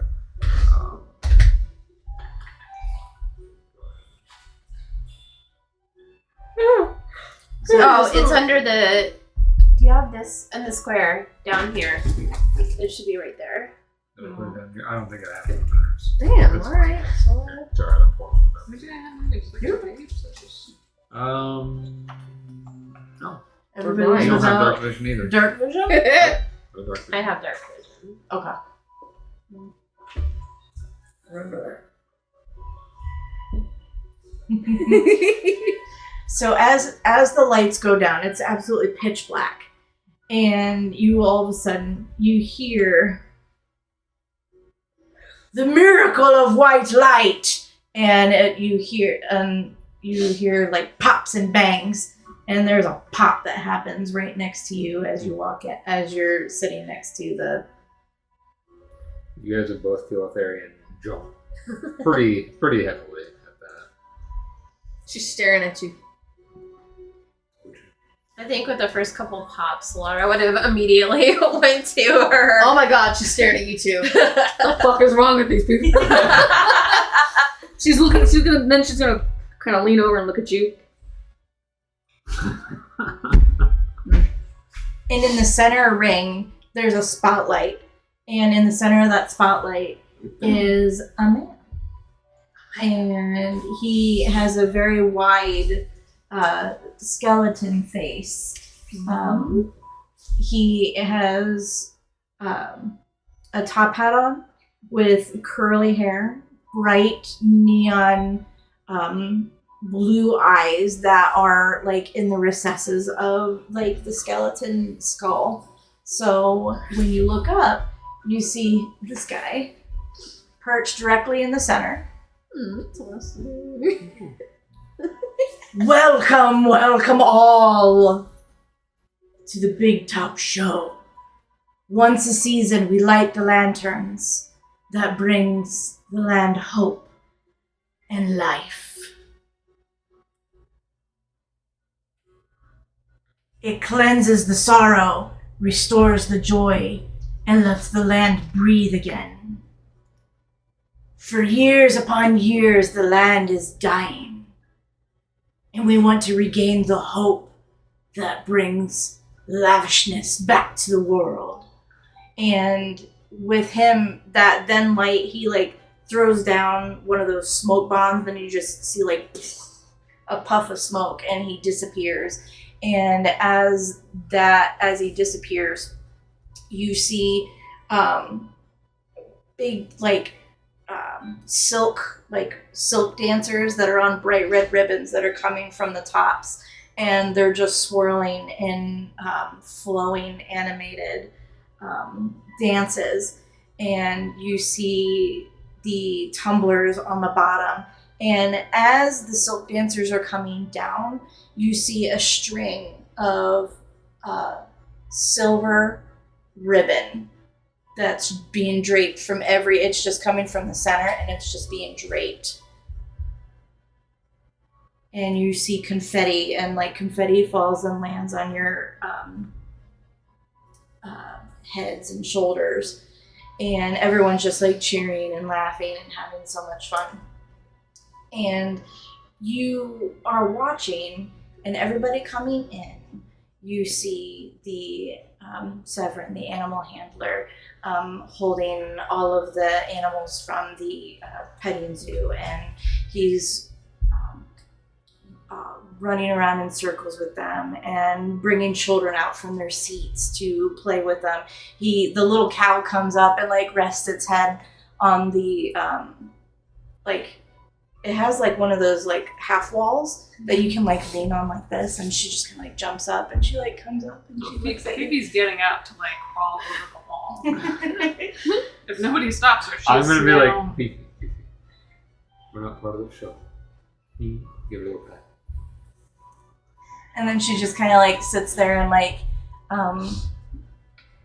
you see like a smile, and then she just starts to continue making her rounds and greeting the children and getting the pets from all the folks.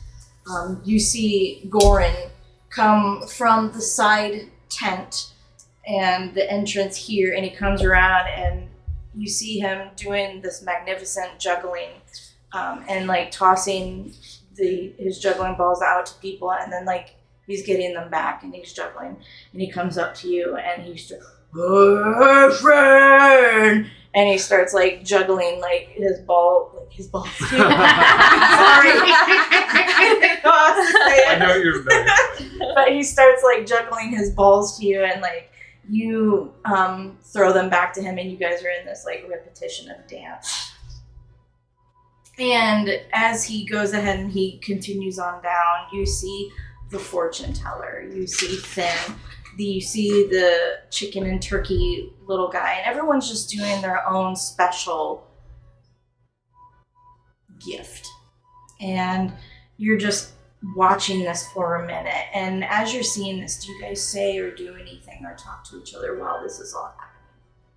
I think while this is going on, Solara would be watching, but also like still looking around at like the crowd and just being very observant. And go ahead, and as you guys are seeing through almost like this beautifully organized chaos, go ahead and everybody give me a perception check.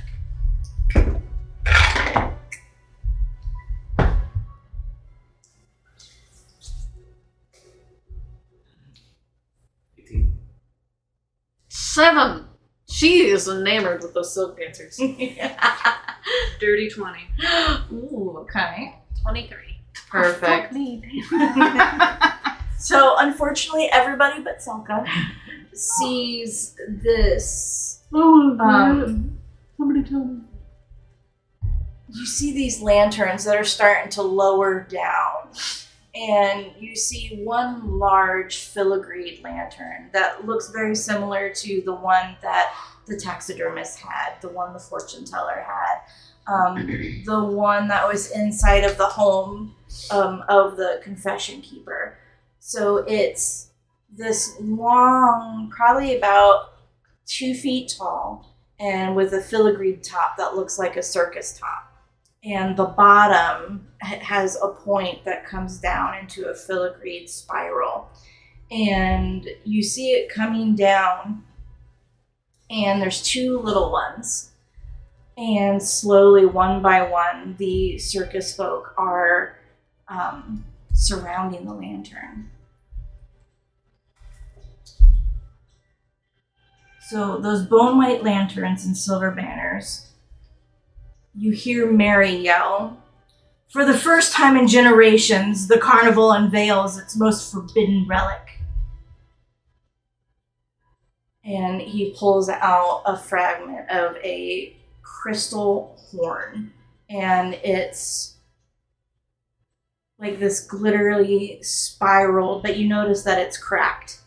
Selka is just enamored, but you guys are seeing all of this, and you kind of like all like look at Selka, and Selka's like, and finally you come into focus with the lantern, and you're just like, there's a pull. There's a pull in your chest to focus on that lantern. Okay. And Vale isn't saying anything.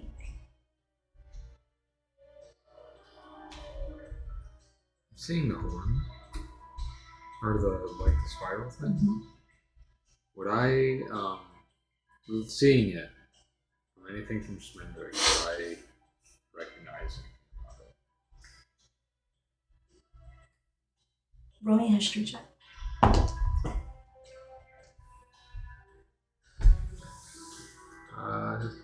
17. So with that, you remember hearing legends about fragments of the last unicorn's horn, that it was shattered and pieces were strewn about the land. Schmendrick is absolutely wonderful, but whenever he told that story, you always felt like there was something missing, and that for some reason you're like, this is so completely unbelievable that he would call it the Amalthea's horn. And you're just like, that just always seemed a little bit unbelievable to you, but you always believed what Schmendrick said. So you looking at it, you're seeing what matches the description of how Schmendrick used to describe it. But it's cracked.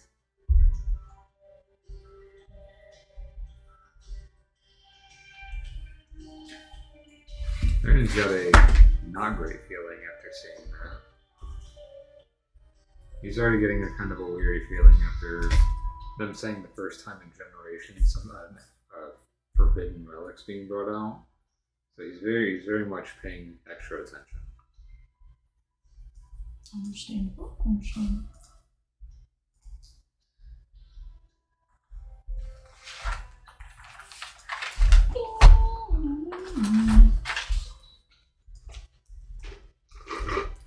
There we go. Just wanted to get that ready.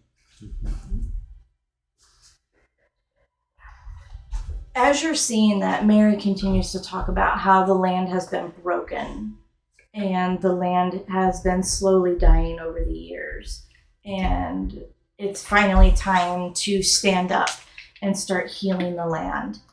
And to the side, you see Madame Kresh come out from the back end of the tent, and she is sitting to the left, basically across from you guys. So imagine like you're in this tent, across from you is Madame Kresh. And as the relic, Mary comes to the center and he starts to light the lantern. You see a drop of light fall from the lantern, and in the center of that circle, the blue pale flames are circling around, but you see flowers start to develop and grow in the center where that light had hit. The acrobats are dancing on their silks. the illusionists are conjuring ghostly unicorn shapes made of light. The choir whose song causes the ground itself to tremble softly, as if remembering what was once. This land used to be luscious, and it was taken from us. And for another time, he says, it's time to stand. And he takes the horn, and it has a little spark at the end, and he lights the lantern. And as the lantern glows, it exuberates this bright light up out of the lantern, and out of the center of the big top, the light shoots into the sky, and the sky, for a moment, you see the clouds and everything dissipate into this circular openness where you see the moon and the sky and the stars, and it's like the sky is purifying itself with this light. Everybody go ahead and make a perception check.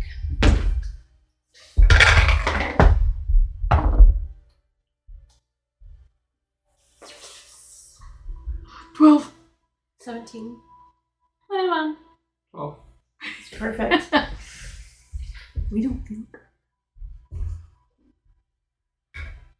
Ethereum, you feel a rumble and a warm glow coming from your book, and your book is starting to tremble. Each of you in your hearts are starting to feel a rattleness of like vibration and excitement, and you're feeling like this golden warmth come from your heart, and it's just going through your entire body. And when you're looking around, not everybody's, this isn't happening to everybody. This is happening to a few people, but mostly you four are the ones that are being hit the most and feeling that in your chests. So the moment that relic flares, you guys are feeling this power. And as you're looking, these flowers and tulips and life start to bounce up from the dead earth. And soon, these rivers will stop being paved in blood, and they'll start running with water yet again. And all of a sudden, a huge wall of like dark blood mists up from the ground. And you're standing there.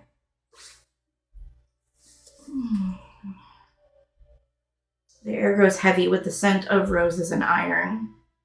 The music starts to warp and change. And you are seeing Mary look a little concerned, and he looks over at Madame Crash, and Madame Crash stands up straight, and she's looking, and you see these bolts of blood coming from the earth, like the earth is shaking and breaking, and just blood is coming up. And as you look in, you see this woman appear in the center of the blood, and it falls from her, and she's in the center ring, and she's donned in all black. She has long black hair with bright golden eyes. And you breathe for a moment, and it's like the time just stops and slows down. And she looks around at everybody, and she just hope. Stench of it. And she points at Madame Crash. Dare you feed these people hope?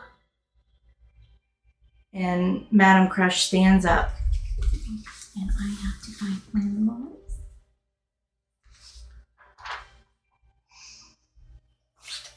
I think while this is happening, Solara's like, oh shit, this is not good. Solara thinks this is supposed to happen. Like, Solara's like, This is there's such a something weird wrong show. here. So I think she's like automatically like starting to reach for her crossbow. Oh shit, okay.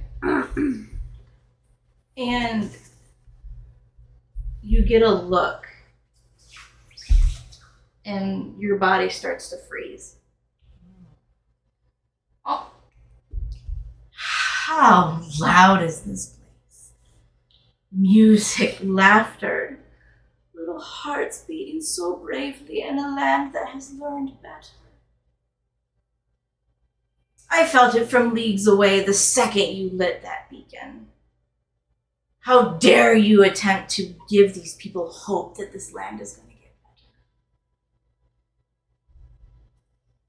The sting of anything clean, a flicker of white light where none should remain.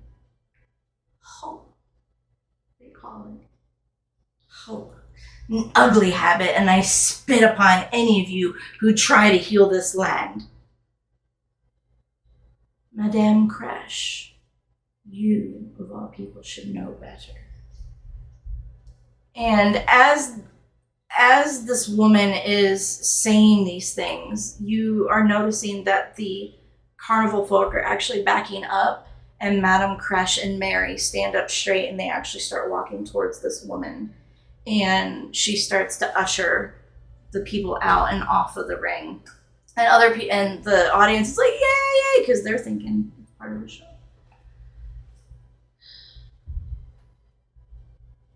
As Madame Crush and Mary walk forward, this land bleeds where I allow it to bleed, and endures because I permit it to endure. And yet tonight, you dared to remind it of what it was. And this woman turns and she looks at you four. Interesting. No screams yet, no prayers. You're either very brave or very ignorant. Enjoy this moment. It's rare to witness a beauty without paying for it. And Madame Crush comes up. Lady Seraphine, how dare you come into my place? This is not a place for you to be able to touch with your madness and evil and darkness. This is a place where hope does live, and hope will live again. And from behind Madame Crush, you hear, oh, wow, wow, wow, wow. Look at this place. Lights, costumes, optimism. You really went all out, didn't you? And from beside Madame Crush is 8 foot. You see this gentleman come up behind her, and he has a black cane, and he's wearing a bright red fur jacket. It's like pompous. It's so obnoxious, it's not even funny. It's just this bright red fur-lined fluffy coat, and underneath that fluffy coat that goes all the way down past his feet, and it's dragging behind him, he's wearing all black, and he has blonde spiky hair, and his face, he couldn't be more than maybe 38, really dark black eyes, and he's wearing an emblem. And he turns and he comes and stands beside Lady Seraphine. I mean, I get it. Big show, big feelings. Let's pretend the world isn't dying for one night. Classic move. 10 out of 10 for the effort. Not gonna lie though, using that relic was a bold choice. Reckless, suicidal, kind of adorable. And he turns and he addresses the performers. You know, back where we came from, this would have been called a confession. And he glances back at Seraphine. See? Told you they were fun. Oh, wait. I didn't tell them, did you, about the rules? Yeah, there are rules. First one. You don't protect things from her. And he points at Lady Seraphine. This is the lady of the land, and this is the person you listen to. remember that there is no hope. And Lady Seraphine turns, and she's facing him, and he's facing her. And he takes a big, boisterous, look. But hey, don't worry, this won't take long. She's very efficient. I'll even keep score for you if you want. He looks at all four of you. You folks, though, you're different. I don't know why yet, but I'm excited to find out. Try not to die tonight. First impressions are important. And I need everybody to roll initiative. Oh, fuck!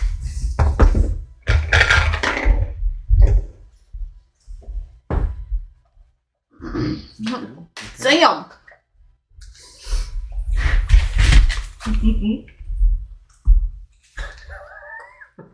You're just like, I took off my glasses and... you're fine. I thought something happened already. I'm like, oh no, bad initiative. No, I just can't see that well. And I'm trying to do math in my head. Oh no, I get that. Okay.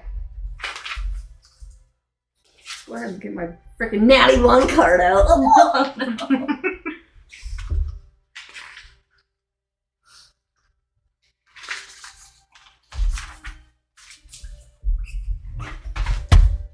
Do we got pictures? What, Lady Seraphine? No, That's what she said. Let's see. Oh, that's kind of sick. Bear with me. This is a new But- Bear. Oh. So, if you would like to see Lady Seraphine, this isn't the best picture, but I got tons of pictures that are coming. But so far, this is what you're seeing.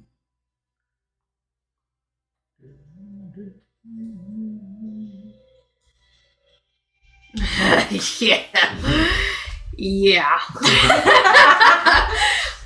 And then, why does the bitch have to be pretty? They're all pretty. All of them. Even Goran?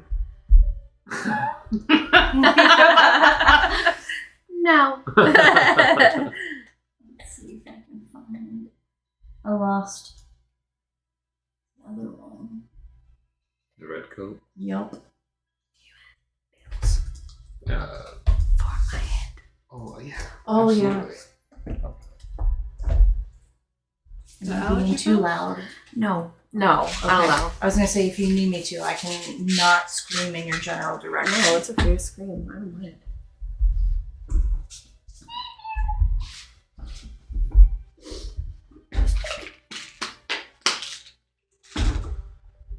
Let's see.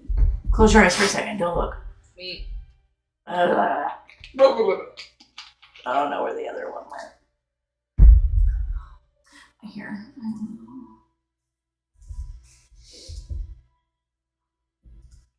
Oops. Nope. I apologize.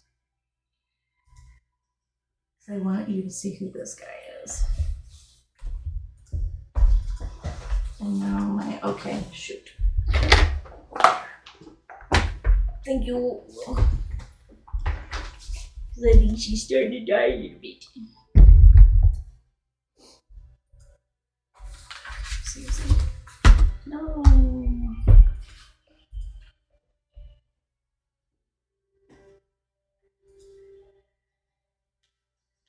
We'll charge again, my computer froze up.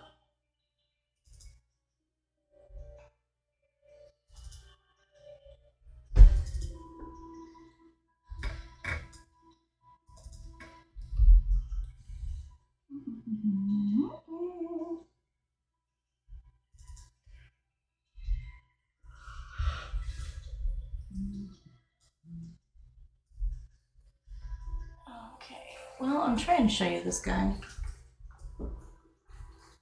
And it's not working. I will get you guys his picture here soon. Yeah, now answer me this. Does Yes. he look at all like the guy from Little Nicky? That's exactly who he is. I love that you knew that. So I have a better picture, but this was his so He looks like this. Why isn't anything working now? There. So he looks a lot like this guy, but I had a better picture made of him. I was so excited. Oh, hello, little Nikki.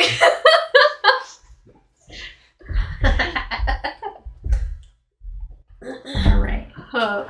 So.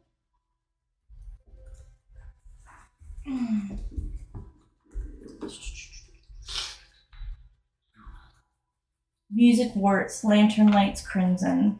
Lady Seraphine is in the center with Adrian, stepping from a veil of blood mist.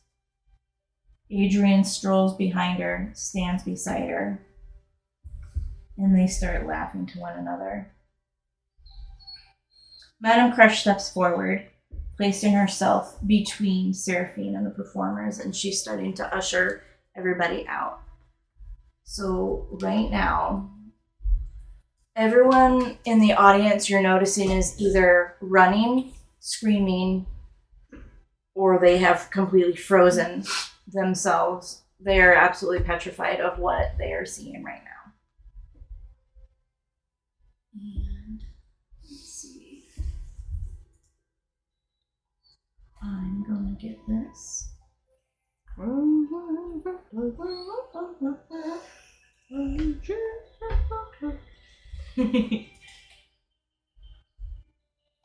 my god, look, Fifi did. Okay. Thank you. Thank you. Thank you. Alright, and then we have Adrian is in the center. And then nope.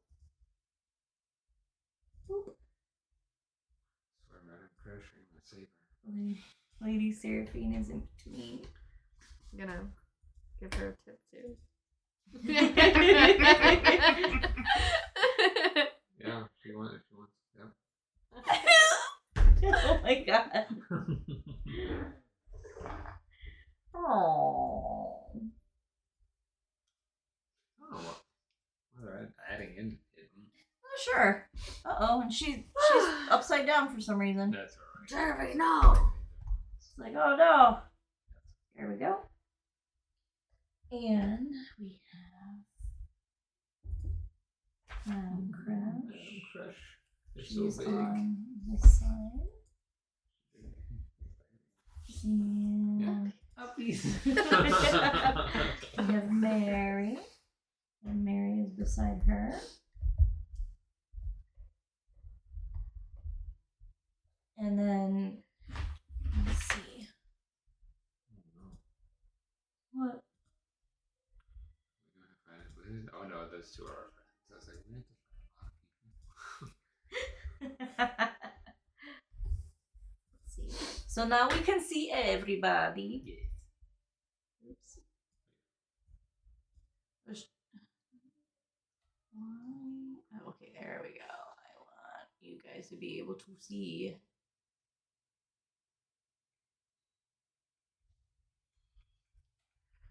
So you hear Lady Seraphine in the center and Adrian. And can you restart this? Oh, it's alright. Thank you.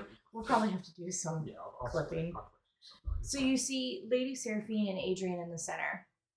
And Madame Crush is pushing the actors and the folks from the carnival out through that back way. And Mary steps forward above, and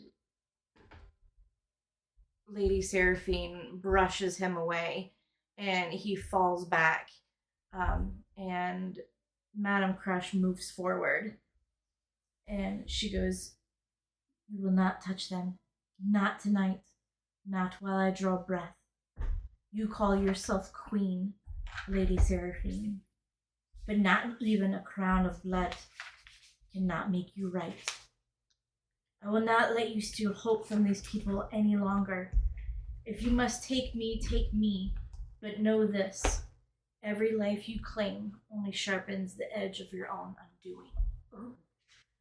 And Lady Seraphine stands, and you see this tense, just anger start moving across her face. And she looks over at Adrian, and she nods, and Adrian just starts to, I'll bring them in, and you hear him start clapping. And what you see filed in are these little guys. You don't look so little. What is that? Oh, he's coming at us! Ah! Get him!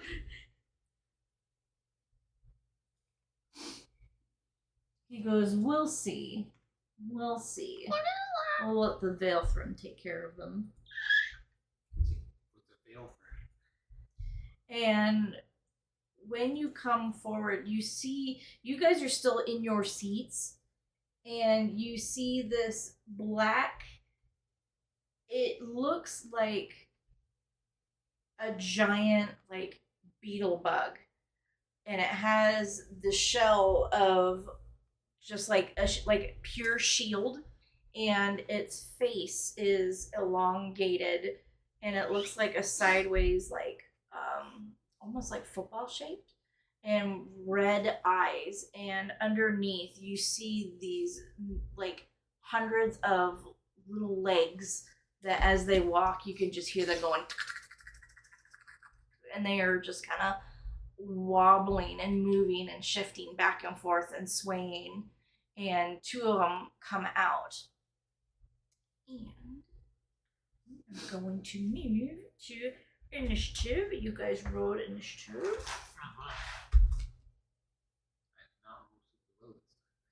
Nice. I bet you I got you beat. Probably everybody still beats me. Aww. Okay, so when we do this part,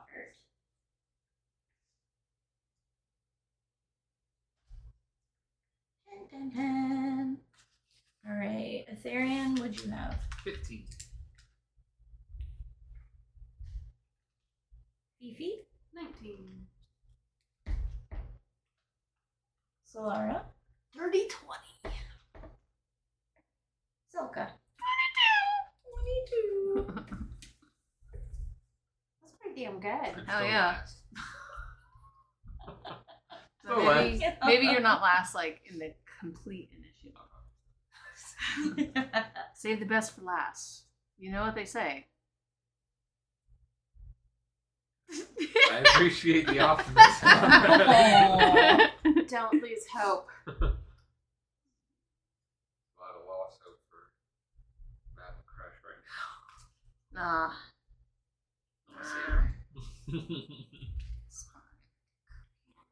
Is it send a game log?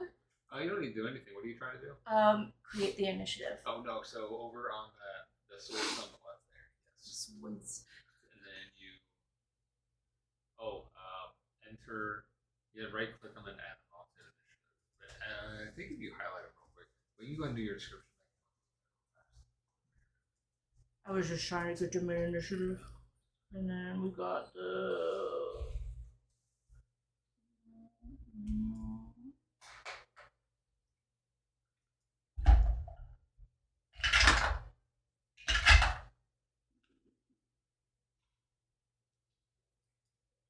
There we go.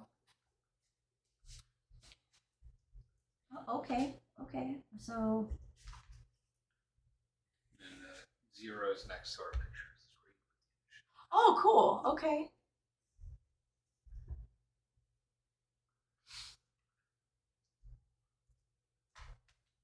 So we had Silka at 1.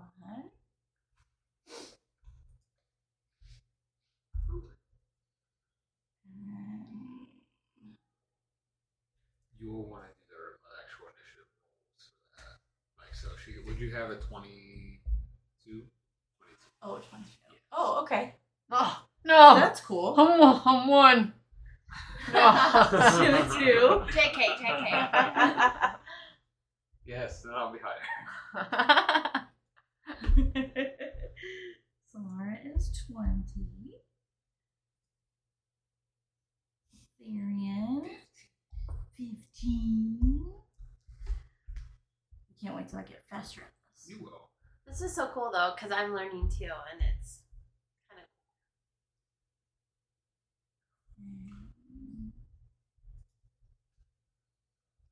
They did a 10. And they did a 15.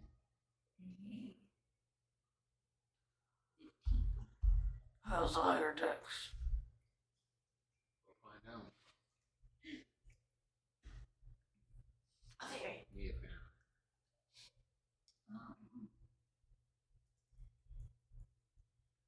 It's cool because it automatically calculates the higher decks. Yeah. Really? Yeah. Oh. Adrian. What are you worried about? She was the last two things.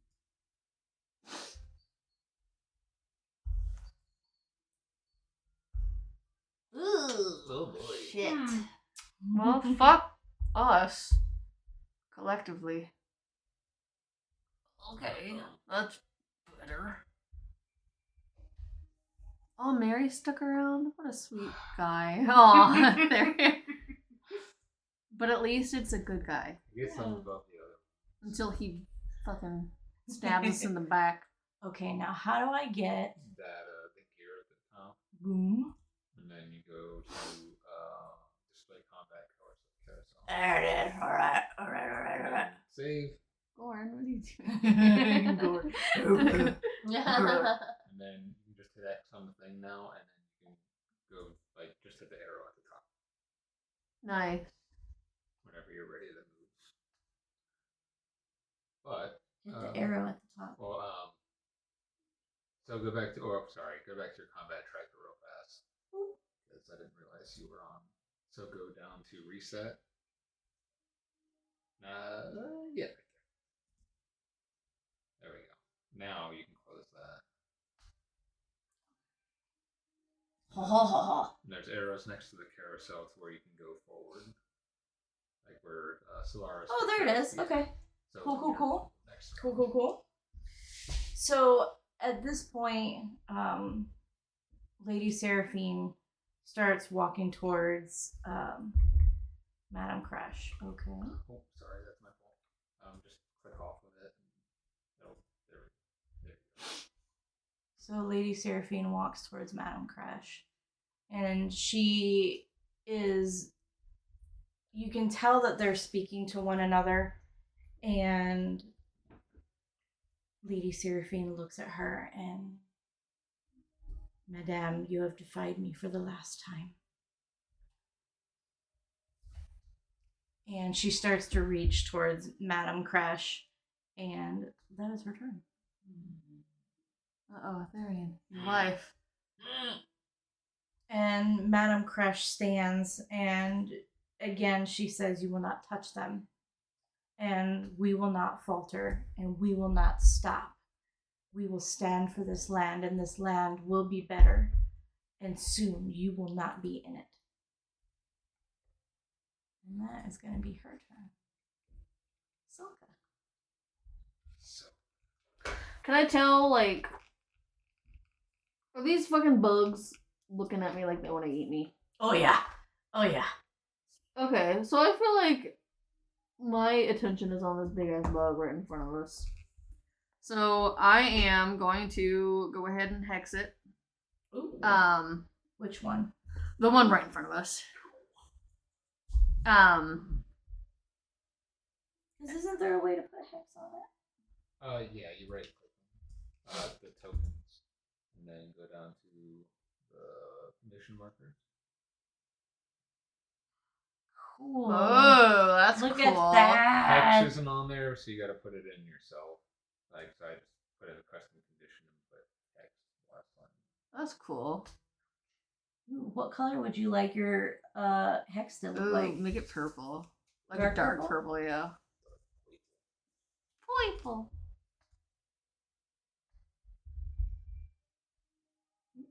Oh god, that's hard to fucking Oh, you can't see. It'll show the age on the actual token at least. Okay. And then just hit the check mark down by it. There you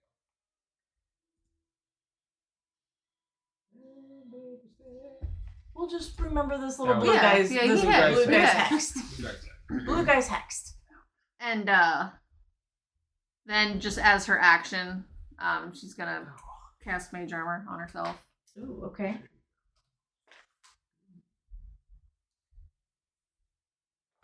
Excuse me. Is there anything else you would like to do? Would you like to move? Or do you want to stay put? She's staying put. Okay. Is that your turn? Mm-hmm. All right, beautiful name. Solara. Okay. So like the way the seating is it seating kind of like a gymnasium where they like pull it out and like you can kind of go like underneath it? Yes. Okay, so I think what she's gonna do is she's gonna like dart over to the right and kind of come like underneath the seating here, but she can still see out. And then she's going to fire her bow and try to hit this guy. Her crossbow. Okay, go ahead and roll the hit. So 19. That hits. Okay. So then that is going to be. Really slow at this. Sorry. You're Oh, fine. gosh. Okay. You guys have been patient with me. Okay. So D10 plus 3. And then. Nope, that's a 12.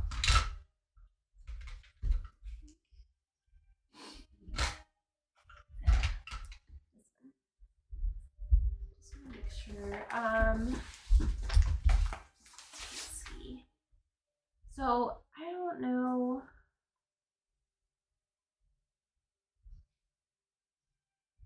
I have advantage on the roll, right?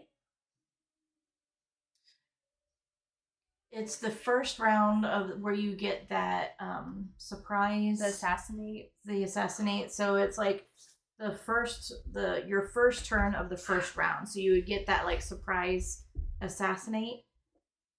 And then yeah, you would get that advantage. No one. Oh, no. Oh, there's like, yeah, No because there's others like, have taken the turn yet either. yeah. So is it sneak attack plus assassinate? For one time. The only, assassinate yes. is one time, and Yeah. then the sneak attack. Sneak attack is could once per be- round. Yeah. So am I doing What is assassinate? both of those? So assassinate. You have advantage on initiative rolls. During the first round of each combat, you have advantage on attacks against any creature that hasn't taken a turn. If your sneak attack hits any target during that round, the target takes an additional 3 damage to the weapon's type. Yeah, so you would add your assassinate to this attack and sneak attack only. So when it says takes an additional 3 damage of the weapon's type, what does that mean? So if you use the crossbow, do piercing. So it'd be 3 more piercing damage. Okay, so, okay. Alright, and then I do 2d6s for the sneak attack. I'll just do it twice. Okay. I don't know if this will fit in there. Oh, it does. Okay, so that's 5 plus 3, that's 8, plus 3, 9, 10, 11, plus 5 is 16, plus 5 is 21. Hell yeah, girl. All right.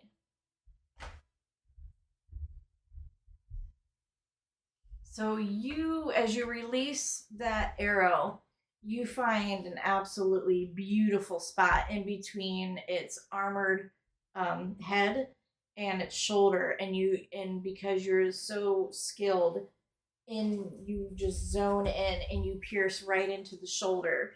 It's still moving, but you can tell that it took a nice knock to the system, and it turns and it looks at you. It also got pushed back 10 feet, I think, Ooh. too. Damn. I'm pretty You sure. sure a rocket? I forget where it says that. Oh, is it your weapon mastery? I think so. Sorry, I like can't find this stuff when I'm Fine. trying to find it.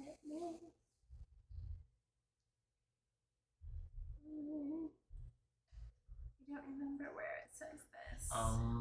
Is it on? Check your character sheet and look under your if there's anything that says weapon masteries.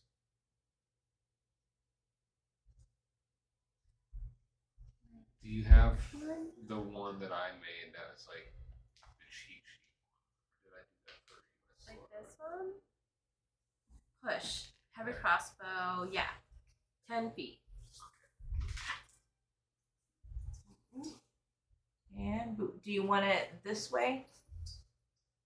Or do you have a certain spot you want to shoot him back? Like, I was thinking more like back towards the ring, I guess. Or, yeah, that's There you fine. go.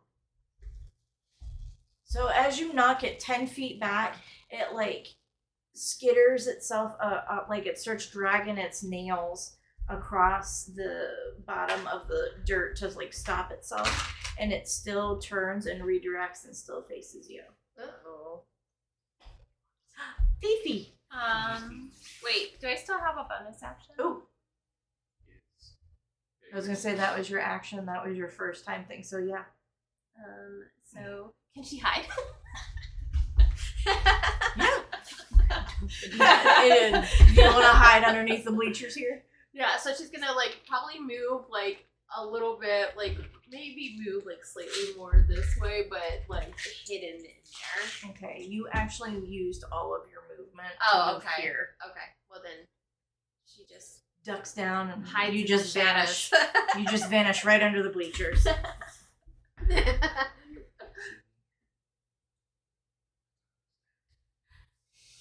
No. Fifi! So how's it looking? And is it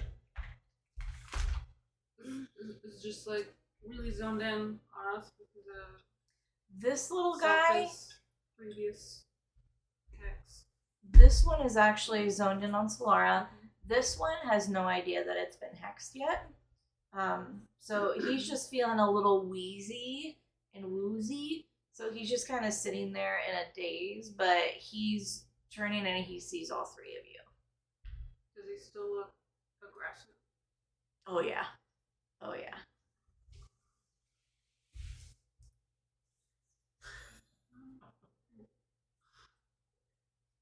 Make it to. Yeah, make it to.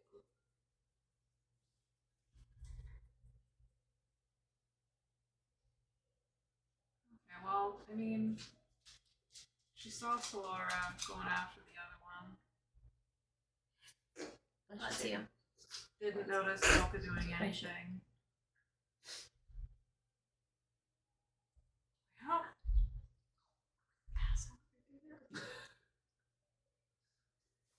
We're part of the show now, and she hops out. Wall barrier. You want to go? She's just kind of like looking back. Do you want to go directly in front, or where would you like to go? She's We're standing just to the right up side. on him. She's probably gonna be like on the outer side. Like right there. Right there? Boom. Oops. Boom. And then how far does the shell on its back go down towards the ground? So it will. It's kind of like I'm trying to think of it. Like think of like those curved shells that like you see in storybooks that like open up and they have a pearl in them, so they're like curved.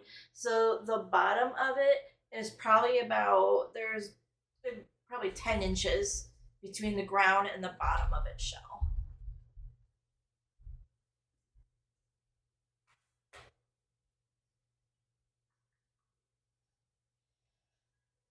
Wait, is it like a oyster shell or a beetle shell?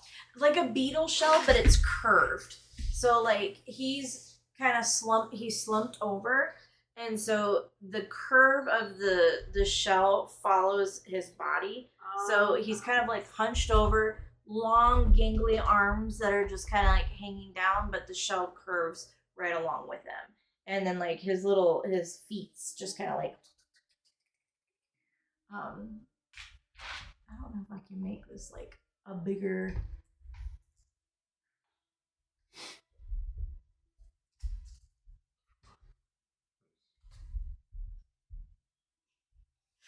Sorry. No, you're fine. No, you're fine. We're just like, yeah. It's good. It's if she's asking. But it is. So like imagine. I'll send you guys a picture because I know the second I move off of the screen, it'll hate me. Tablet. Could do that. That's so efficient.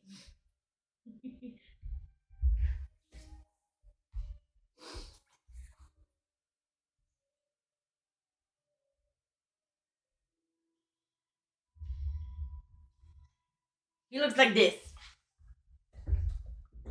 Okay. Ew! I want it. Oh. I don't like it. Downs.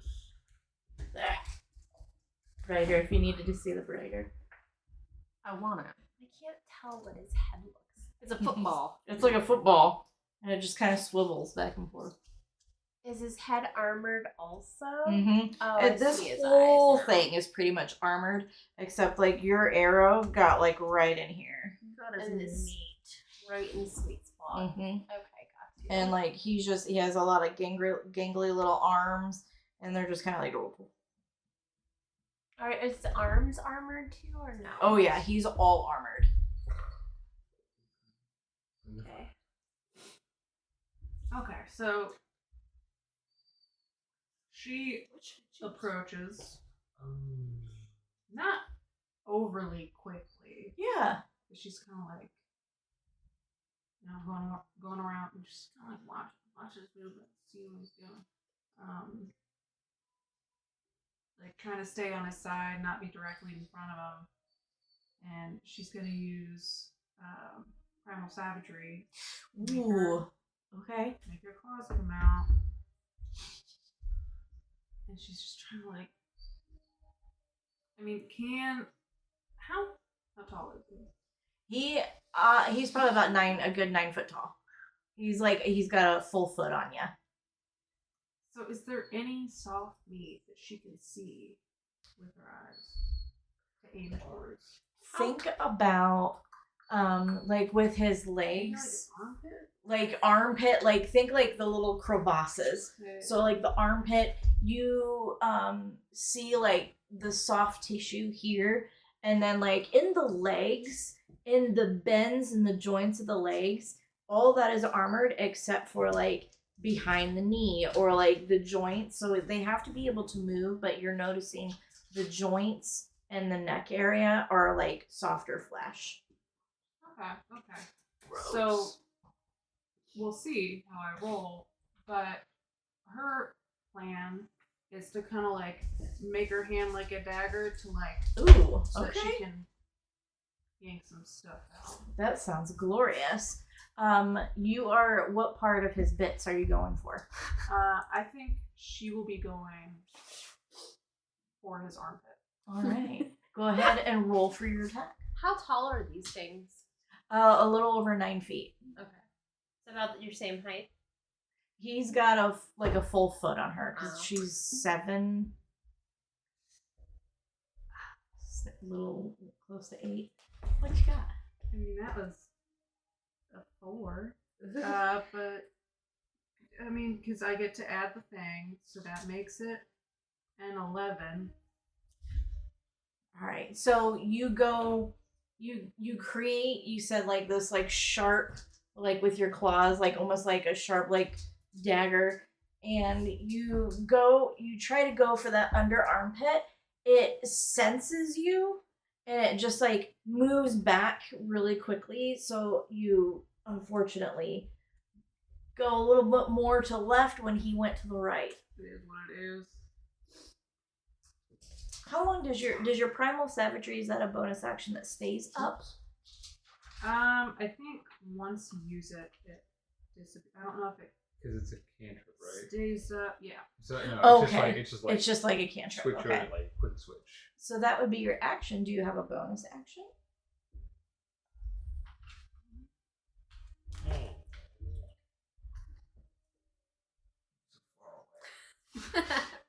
Okay. So how much movement do you have? Do you know? Do you want to stay where you are, or do you want to? I think my speed is 30. Okay. So you can either you can stay put, or if you want to move back, you would provoke opportunity attack, but you would be moved out of its melee range. But it's completely up to you. There's no pressure. I'll stay right there. All right. I'll just stay right there. It is now Mary's turn. And Mary comes running. He's going to head towards Adrian.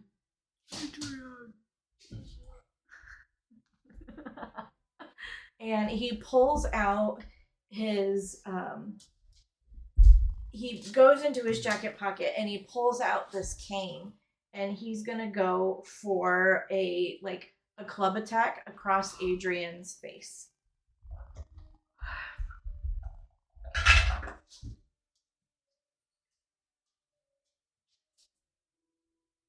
He actually makes it. So you see Mary run past Lady Seraphine and in front of Adrian, and he pulls out his cane, and he goes, and you just see him knock the side of Adrian's head really hard, and Adrian just kind of you see him recoil for a moment, and that will be his turn. Thank God for Mary.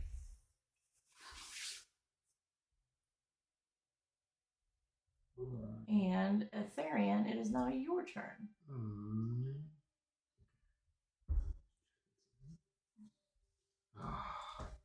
From where I'm at, I want to get just outside of the bleachers, but have a clear sight of Seraphine, Okay. and I'm going to cast Chromatic Orb at her.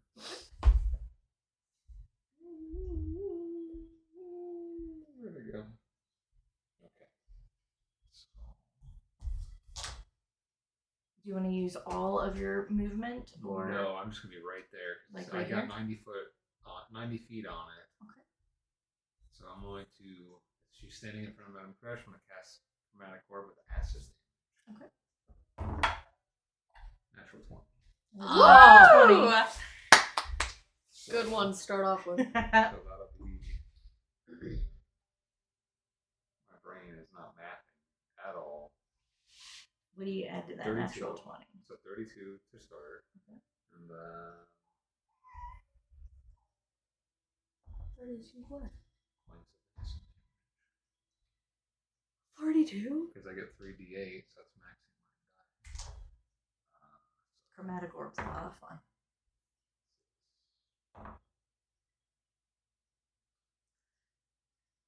Maybe Okay, I need seeing to if be that's a what it's a fighter one. wizard. That'd be kind of sick. I'm out of skill slots. So- Don't have options.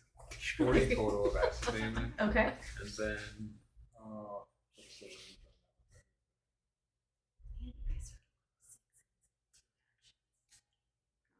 Against the 30 feet. Is Adrian within 30 feet of her? 5, 10, 15, 20. Yes. Okay, as it hits into her, it's going to ricochet off and go after Adrian. Okay. With the orb after it hits. So that'll be a 17 to hit. That just hits Adrian.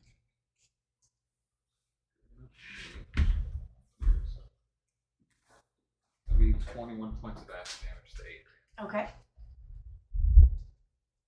And when you throw your chromatic orb, where are you aiming? Because So- the back of Lady Seraphine is facing you. What are you aiming So for? pretty much right now, all I'm doing is under reaction. I see that she's got her hands up to Madame Crush, and obviously it doesn't look good. So your energy, adrenaline, and just anything I can to make sure I'm trying to stop this moment. So just launching this ball of acid at her and hitting her in the back knowing what it can do, trying as soon as it makes contact, like pulling it back to ricochet into Adrian. Okay. So as you do that, the chromatic orb hits her between the shoulder blades, and you hear her wince, and her head goes down for just a moment, and you see in the back it like opens up her skin to where on the inside you just see like heavy, just dark maroon blood, and you're seeing like bits of flesh just being pulled up from that acid. And when that chromatic orb hits her and ricochets towards Adrian, Adrian's being hit by Mary with the club. So when his head goes this way, that chromatic orb comes and it hits him in between like the neck and shoulder area, and you hear them both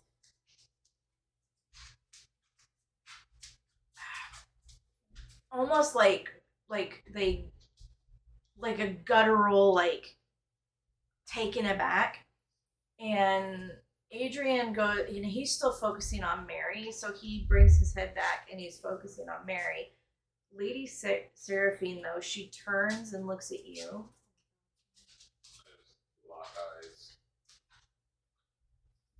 Your time is coming. And she kind of like whips, and you feel like a gust that kind of takes you back 5 feet.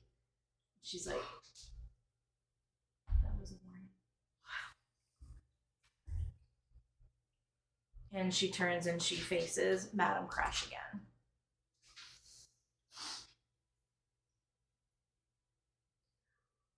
There's this little guy who got hit by Solara, and he has, he's gonna move.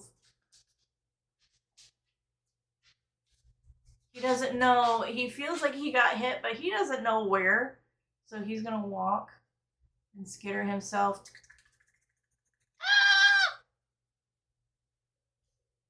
facing you guys. And he has... Someone, please, come on. As he stands for a moment, and you just see like, think about a like a transformer. He like stands upright for a moment, and one of his claws come up from underneath his shell and starts facing towards Adrian.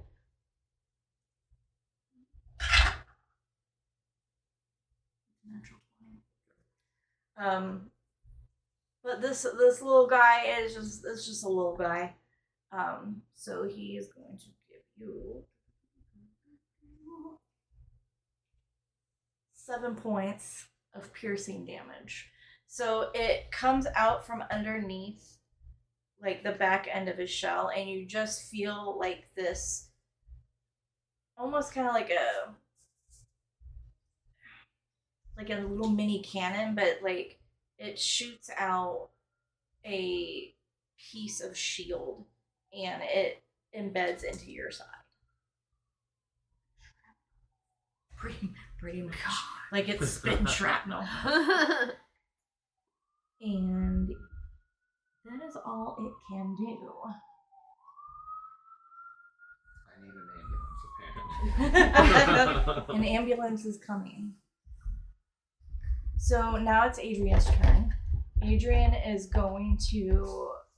He took that acid damage and he's just like... That wasn't very nice, Mary. And he is gonna start swirling, and as you see him swirling his hands together, he's creating this like blood orb, and he shoots it into Mary's chest. Lucky for Mary, though, that is a natural 1. Oh shit! So It bounces off Even of kills Mary. her. It's as he's creating this orb of blood, he's charging it, and he goes to shoot it into Mary's stomach area, and at the last second Mary dodges to the right, and when he releases the orb, it goes towards Lady Seraphine, and it actually hits where your acid hit before. And she turns around to him, and you and I are going to be having a conversation later. And he's just kind of like, ooh, that's not horrible, but still pretty bad. That will be Adrian's turn. Now, here's the bug. It's going to turn, and it's going to look at you, Phoebe. And it is going to need a...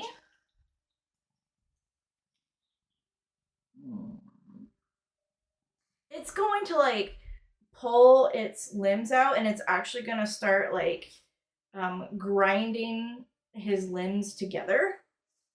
Ugh. And he starts creating, like, a friction and, like, sparks, and the metal starts, like, heating up, and he's gonna shoot tiny pieces of shrapnel into your eyes. Oh no!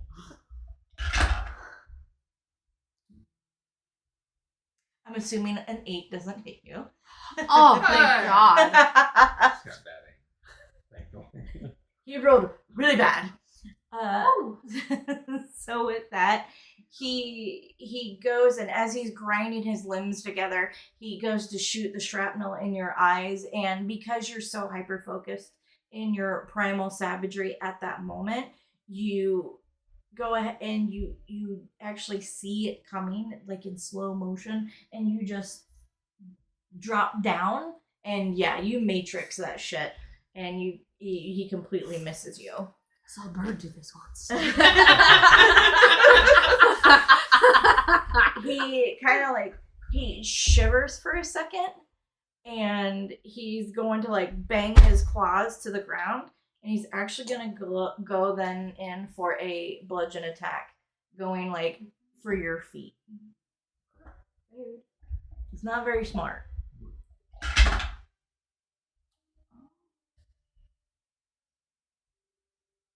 Does a 15 hit? Yeah. Just So- hits? Yeah. So it just okay. So That's was it just hitting? So he shot the shrapnel into your eyes, and he sees that you dodged it, and he's actually kind of like throwing a fit, and he's shaking really hard, and he goes to like slam his fists like into your feet to embed you into the ground, and you will take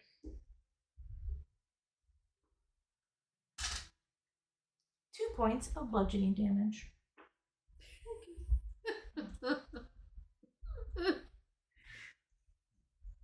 And it's going to stay where it's at. It's hyper focused on you. And now it's Lady Seraphine's turn. And she stands up straight again. And she turns, and she like immediately starts to heal, and she starts brushing the acid and the blood off of her skin. And she looks back. Okay. Now I'm gonna have to get this dress hemmed.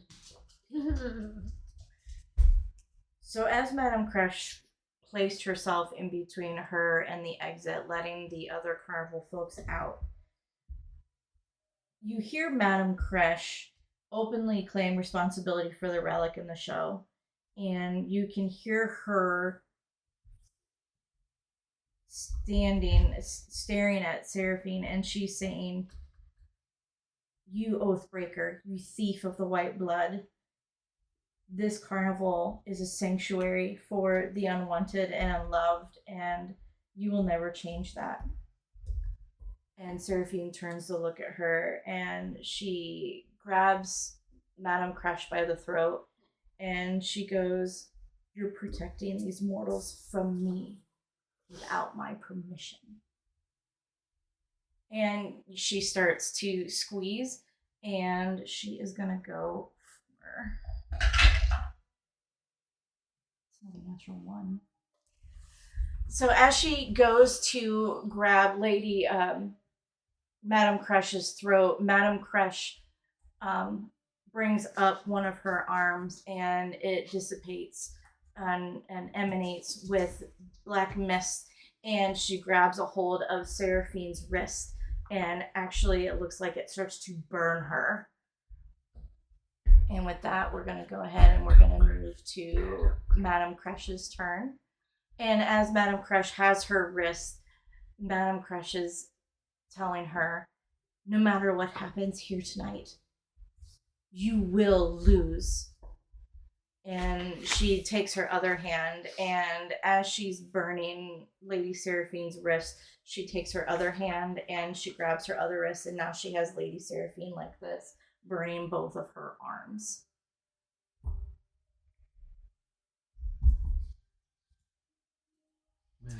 Selka, it is your turn. Okay, so I think she's gonna walk up next to Adrian. And she's still kind of hyper focused on that one bug. You want to be on this side On of the Adrian? left. On the left side. This side? Mm-hmm. Here? Yes. Boom. And I guess I'm gonna go ahead and cast Emperor's Blast. Yes. Blast. 21. That hits. Hell yeah, it hits. Better fucking hit. Freaking bug. Sorry, I didn't think I'd get this far. Hold on, wait, I'm sorry, wait. You're fine. You don't ever have to be sorry. I need to get my special Selka die. Do it. Okay. Yuck, that's fine. But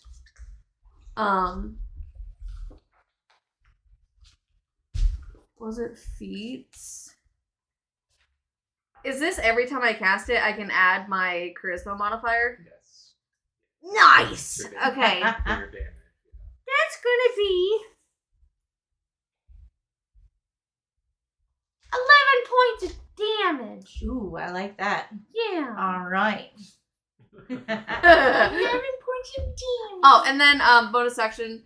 How's Vale feeling? Vale,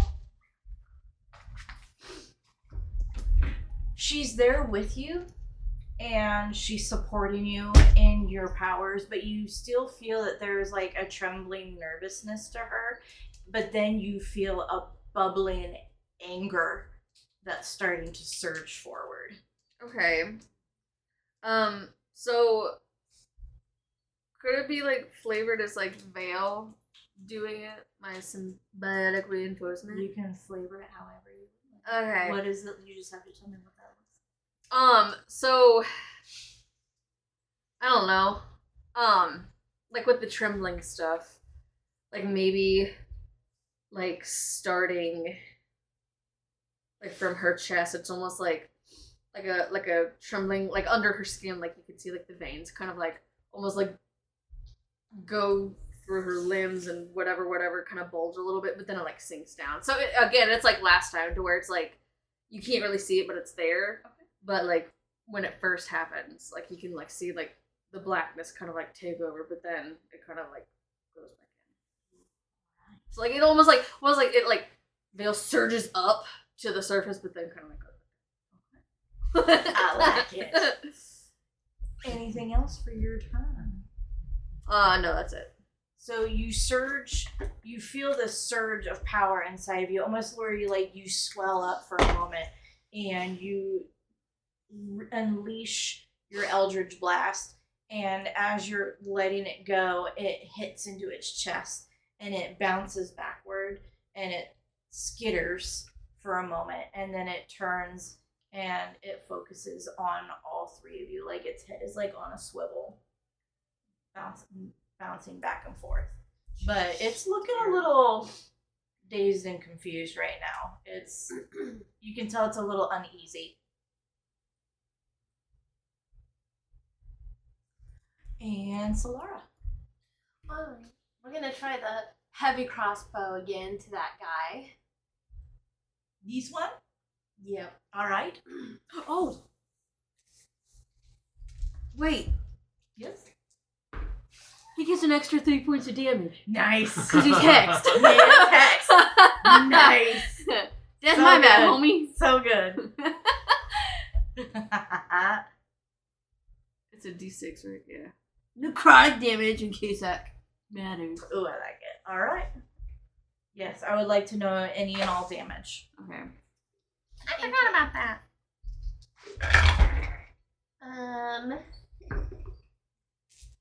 I don't think a 14 will hit. That just misses. And then let's see.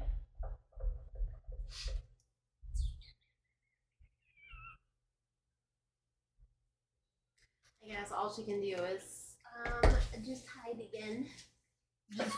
Hide. Yeah. Exactly. You just see kind of like Solara. She pops up, shoots, and she pops back down Like I again. see the arrow and I look over, but there's nobody there. Where's There's that no one there. Where's that coming You're from? just seeing arrow go.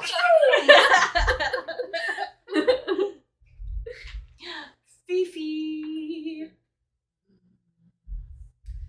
Not 2 actions.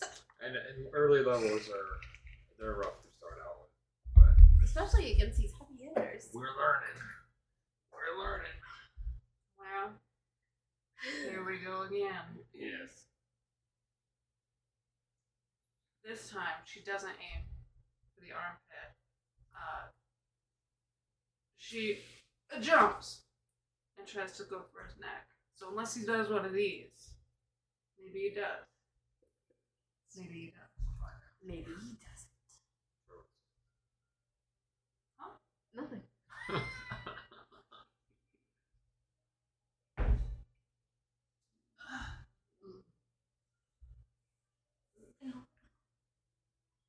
A 13? No. No, I didn't think so. Didn't think so. And then, for my bonus action, Okay. hidden step. What is that? What'd that do? I disappear. Oh, shit. Oh, nice. He can't see me no more. Can anybody see you? Not till I move or attack. Or what was the other things?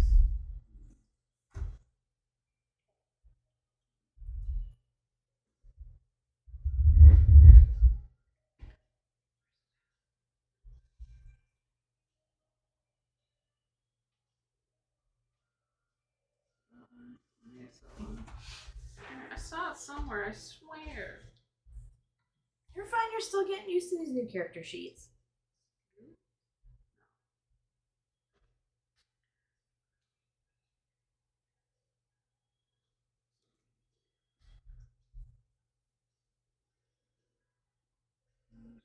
Hidden step.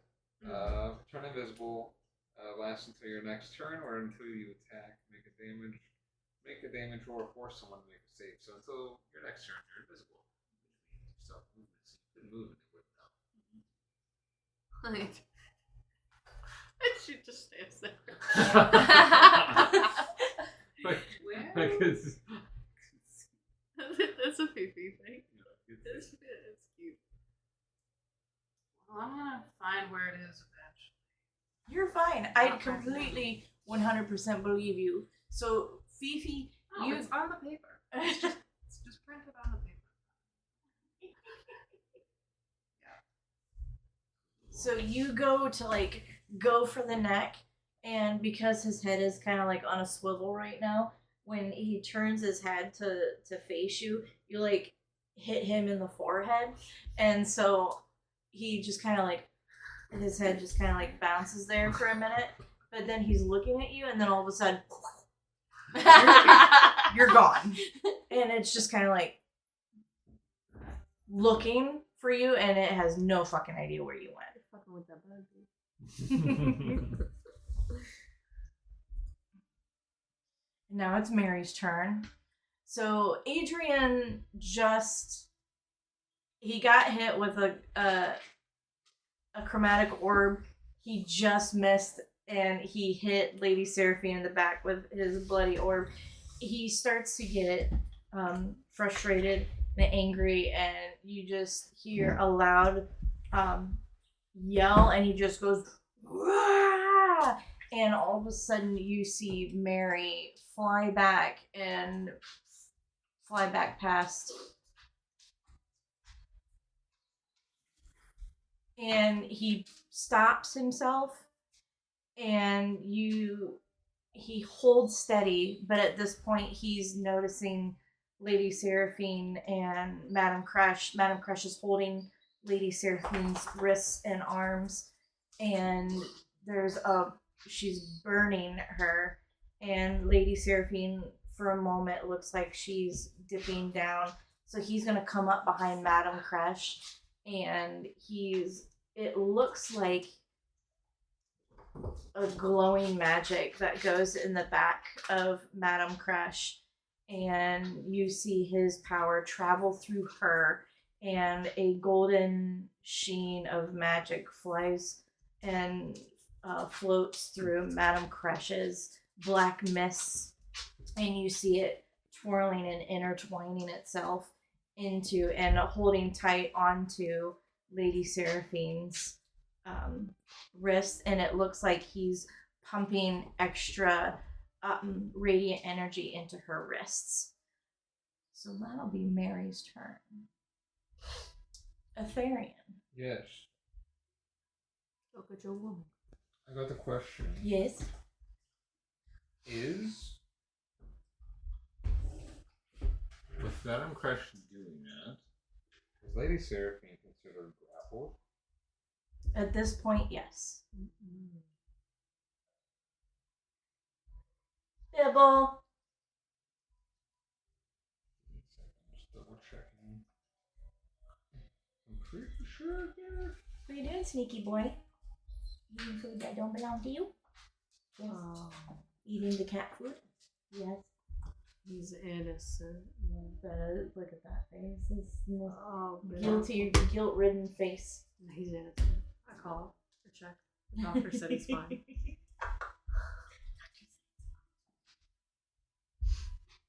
No, never mind.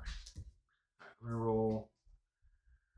I'm gonna go again. I want to move up a little bit though. I want to move a little past that bug. Not quite to where Adrian is at, but like kind of into that nice little in between to yeah, like right around right there. Right here? Yeah, that's perfect. That's my speed. And I am going to cast Chromatic Orb again, Acid second level at Lady Seraphine.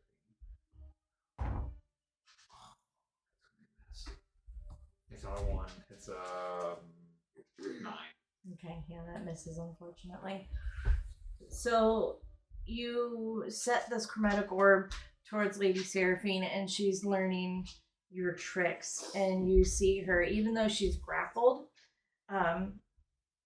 it was like somehow, some way, she used the force of the grapple with Mary and Crush and pushed everybody back, and your chromatic orb went a little bit to the left. That is unfortunate. My turn is everything else.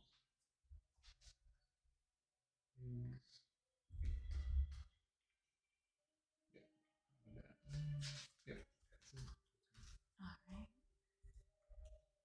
So this is this bugaboo's turn. Uh-oh. No, it was this bugaboo's turn. Sorry. It was for the orange, then blue. Uh-oh. So this one it's still very dazed and confused. It's like, I swear I see arrows flying at me. One hit me, one didn't. I don't know where I'm going. So he sees you throw that chromatic orb towards Lady Seraphine. So it's going to come up behind you.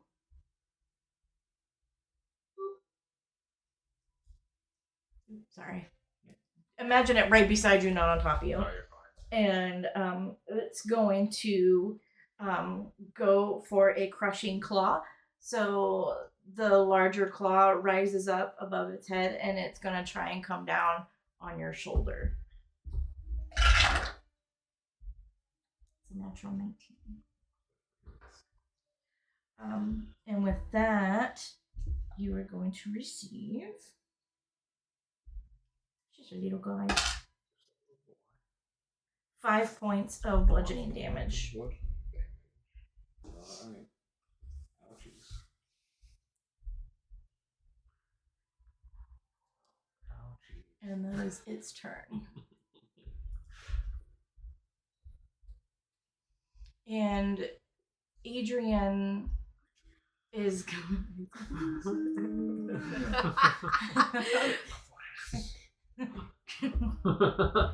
No, don't make me say it, because I'll do it. He's gonna come up beside Lady Seraphine, and he is actually gonna go for. He's gonna pull and take his cane out, and he's gonna go for a strike to Madame Crush's midsection. Natural 1. It might. I've been rolling really bad. So that's going to miss. So he's going to go in, and he aims a little too far to the right, and it just kind of, his cane goes through the mists. And she looks at him with wild eyes.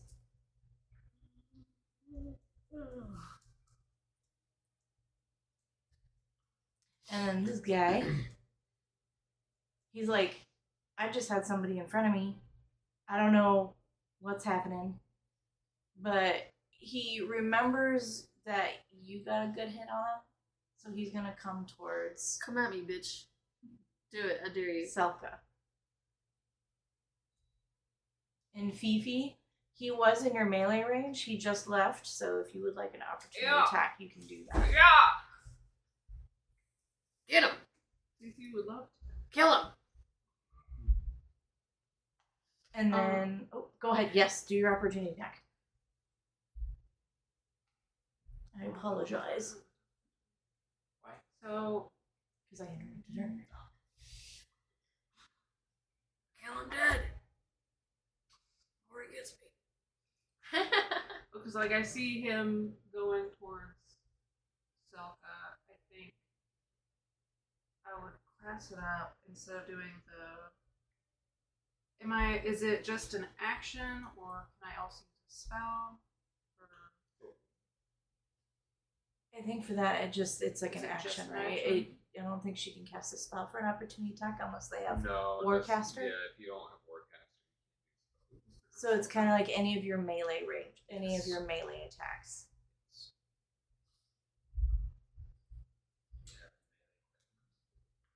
Does she still have her claws out that she can? No, it's just part of that attack, Oh. unfortunately. So, unarmed strike would be what you had. Gut punch. I don't think you have any reaction spells. Or not reaction spells, but. Or. well, I have one. Oh, you're your Halo of Swords here. Yeah. That's a reaction. See if it moves within 10 feet of you or starts its turn there, you can make your reaction to make a save or deal 1d4 necrotic damage.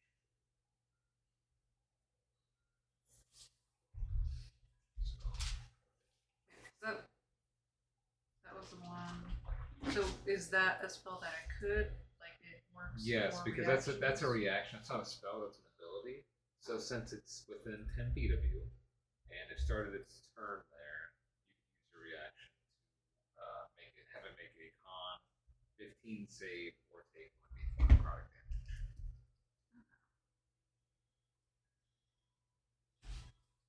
Okay, so well, I mean, it all depends on the roll of the die, but so it's going to be the Hail of Spores.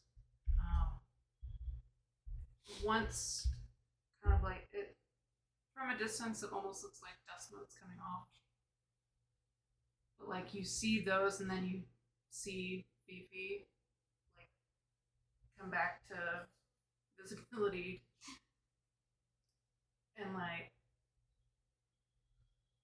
the closer they start to, go at the bad guy, kind of around Selka, but not directly at her. Like the closer it gets, like the darker of the cloud that it is that's surrounding this creature. Nice. Please.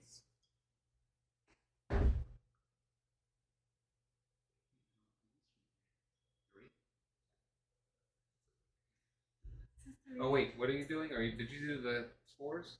Yeah. Oh, you make a save. Okay. Yeah. Yes. What kind of save do I It's make? a con 15. Ooh, okay. You rolled a natural 18. That's okay.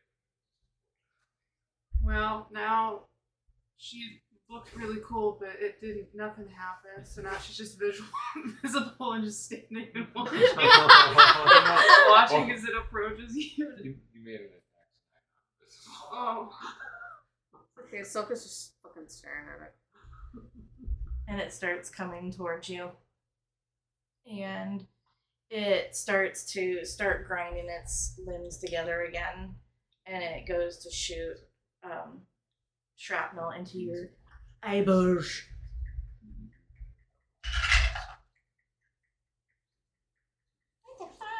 Okay,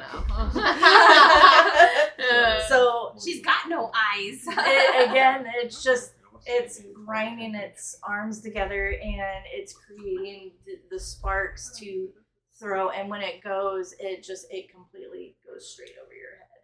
Cool. She's just kind of short, Short.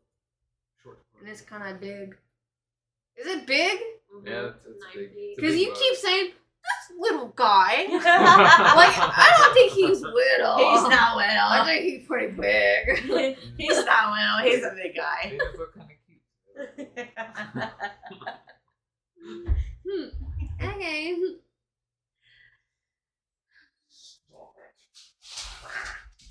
So, Madame Crush and Mary have Lady Seraphine, and they're gonna do a contested strength throw. She's gonna try and get out of the grapple.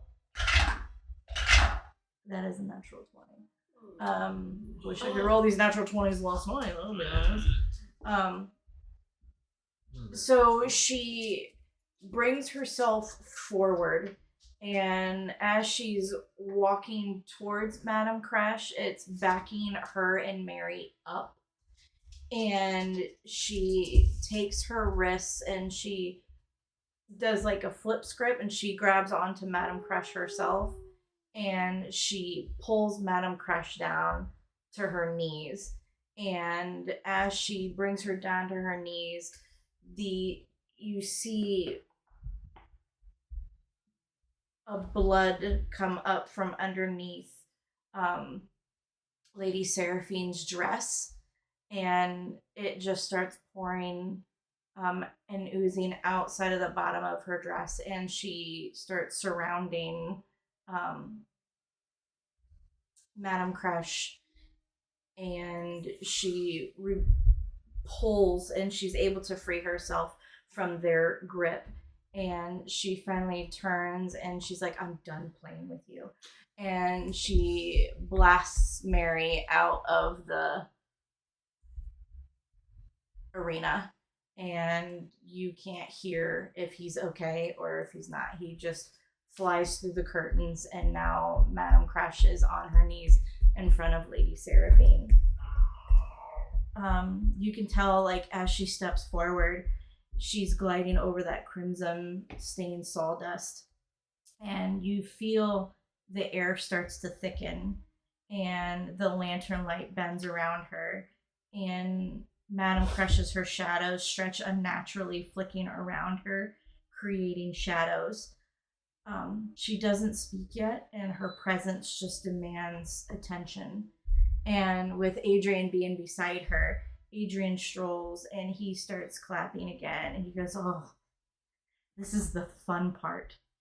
Watch closely." And he turns, and even though you guys are still engaged with the Veilthrims, he commands attention from anybody who's left in the audience. And he says, "Watch closely. Learn the rules. First one, you don't protect what's ours, meaning the mortals, the land, it is theirs. And they're making their presence known that this land is going to keep withering and dying, and it's going to stay theirs." Seraphine lifts a hand, and her fingertips start to trace a sigil in the air, and a crimson thread of light arcs from her fingers, and it starts moving into Madame Crash's chest. And that's going to be her turn. Madam Crash, no! As Madame Crush is down, she brings herself up, and while I draw breath, you call yourself a queen yet again, Lady Seraphine. I will not stop repeating. I will not let you steal hope from these people. If you must take me, take me. But the land will start thriving around you. Yet again, with the help of who we've brought here. Selka, it's now your turn. Okay, so, well, that guy, he's pretty close to her, right? Yes. Okay, so bonus action, she's gonna manifest her piercing weapon, and she's gonna, like, kind of, like, elongate her hand. She's gonna, claw, blah. And she's gonna try to, like, rip his shell kind of apart, you know? Okay. Wait!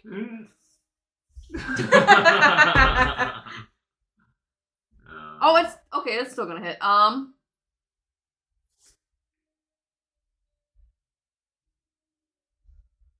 16! That hits. I know it did!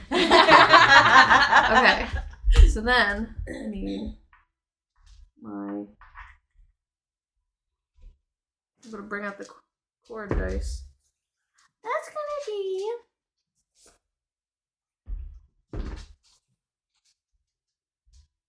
18 points of damage. Ooh. Oh. How do you want to do this? Yes! Yay! Yes! Okay, so, you know, obviously, like, ripping off his shell and shit, that's fine. But she's, like, gonna, like, rip it apart, and then, like, just, like, I don't know, she's, like, gonna, like, just reach in there with this giant, like, claw, like, it's not giant, but it's, you can tell, it's long and nasty and gross, and she's just gonna, like, just dig everything out. Oh, nice. Like, until it stops moving. I love it. So you're standing there, and it's coming towards you, and it attempted to throw shrapnel into your eyes, and you just grab a hold of it, and you just start ripping it apart. You see 5'8" little Selka, 5'5", just. You have no idea how she's doing this, but she's just walking straight into it, and just shit starts flying, and you see it fall to the ground, and ever so calmly and stoically, she's still just And then she's moving gonna, over she's it. walking, Yes. yeah, she's walking to the other one now. And this one is now good. She, like, steps in its body, and, like, kind of, like, steps over the giant shell fragments. He is now dead. So we are going to remove him. He didn't leave. Delete. All right. Boop. We're learning. He has been deleted. I was making smug power. You're like, And you did that with your bonus action? No. My Oh, bonus okay. action was to manifest my parasitic weapon. Oh, cool. Yes. And then you said you're walking towards this one. Yeah. And do you want to use? There you go. Your full I'm movement here, like that. Varian! I'm here! Hi. Does it have blood? It was like black ichor. Okay, Like, she's covered so in black ichor. She's covered in black like ichor. arms completely like probably on her face. Probably just think it's part of your. Solara, your turn. Alright, Solara is going to run out towards the other one. She's coming out of hiding. And she's drawing she's getting ready to fire her crossbow again as she's running towards it. And you're wanting to come out from hiding? Yep. And then how many feet do you want to go? I think it can only go 30, so.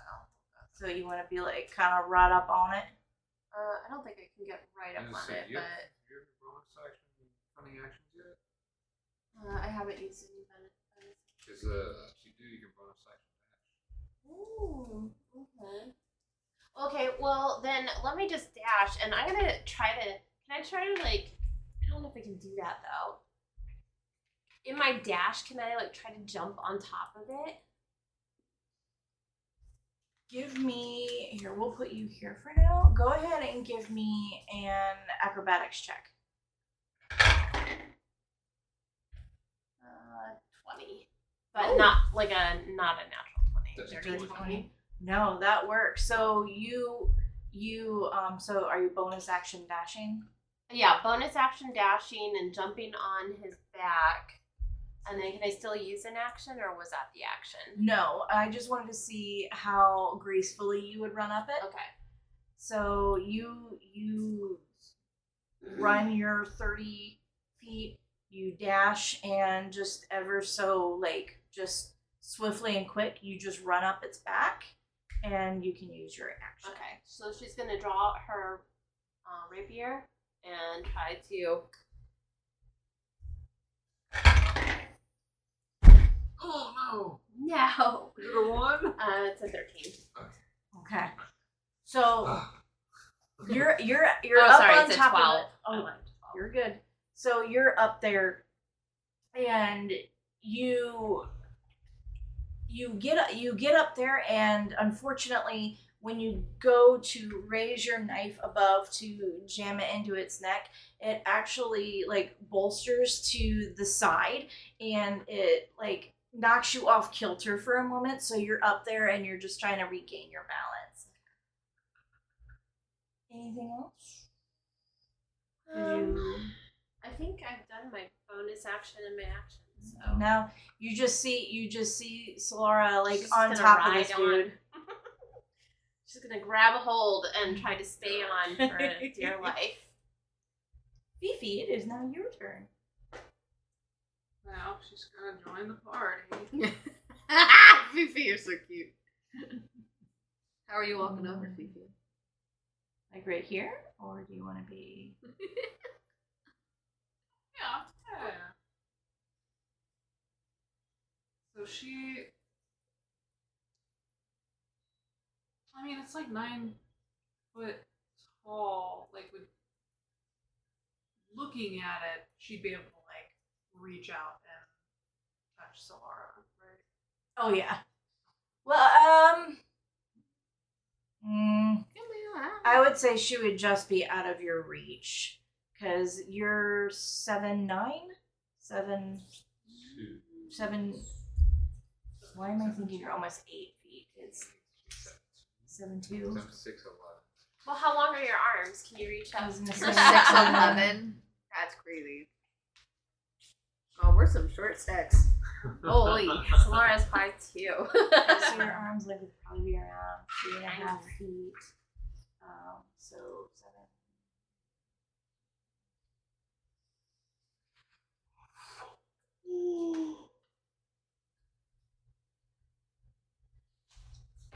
You're fine, babe.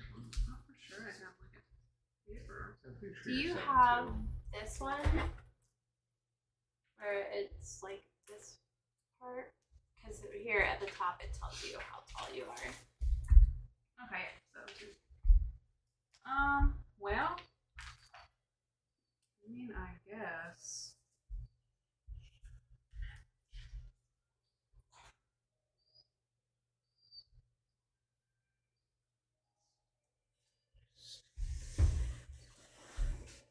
have one question Of about course. spells. I know I can't use spells while in my shifted form. Can I use the spell and then shift? It's a bonus action out of shift, right? And if you're concentrating on a spell, like say you cast a spell that's concentration, you can still concentrate while you're in your shifted form too. So if you cast like Moonbeam, you can concentrate while you're shifted into wild shape. Okay. What? She tried to say Moonbeam's a mid spell. No, my moonbeam was a mid No, spell. it did a lot of damage. It didn't feel like it. Coming from Moonbeam's amazing. You did Mine! great. No, Yeah. coming from the DM that I had to calculate all the damage. You did a lot. It was Moonbeam. Moonbeam rocks, dude. Then it rocks. It's like, ah. You need to do Moonbeam more often. Uh-oh. You PC. Okay. Well, Fifi is going to use Entangle. Ooh. Ooh, okay. So sprouts and vegetation are going to come out of the ground and hold him tight and restrain him. And then, so that's my spell, my action. Like 20 feet. Now is that Yes. friendly 20 fire foot square friendly? within range. So, creature is. So, each creature other than you in the area. You're doing it at a 20-foot square, though. It's square, right? You could hit the edge of the square at least on it. You could still get part of it and not hit us. So, for the bottom one, that little circle. Yes. Go to the. You got 20 already? 20 already. And then go down the square. There you go. Really bad, man. Yeah. Like that? And then it would hit it. So is it not? It's not a 20-foot square around me. No, It's it's wherever I want. within 90 feet. So you can do it either there or you can do it up higher towards the Yeah. up higher at the other. So at Lady Seraphine and Adrian. Like right here? Alright. They'll probably get rid of it immediately. It's gonna be okay. Okay, so they will need a strength of 15 save. It's a natural 18. It's a natural 18. Damn. So they are not restrained. I'm so sorry. Cool. Just the vegetation tries to break through the sand. It's just like, oh, where's the water? It was definitely a good try. Hell yeah, it was. Well, that's for my bonus action. All wild shape. What are you gonna be? Honestly, from how the rolls have been going, I'm pretty sure that she's gonna wild shape into. She's gonna mess it up. Like she's gonna try to be like something ferocious, but really, you end up seeing a tiny little red squirrel. That's really cute. Hey, they can get up into shit. Eat I its love that eyeballs. so much. That's my turn. Eat its eyeballs. You can move a little bit, crawling onto it. Ooh, yeah. But that's. Let me see. Oh, that's so exciting! I'm so excited to see the other ones. Oh, that is so yes. Oh, little baby squirrel. Oh, baby squirrel. You got deleted? Oh. Uh-oh. So, unfortunately, Fifi, do you have anything else? You did all No. your things? Yeah. Okay. So, unfortunately, after Mary got blasted through the curtains, he has not returned. So, it is now Etherian's turn. I'm going to not move, unfortunately, as much as I want to. I know if I move, I'm going to get hit, and it could be bad. I'm going to channel a lot of my frustrations. Okay. Anger. Charging up electricity. I'm going to cast again, second level, chromatic orb. My last second level at the lady, Seraphine. Okay. 19 to hit.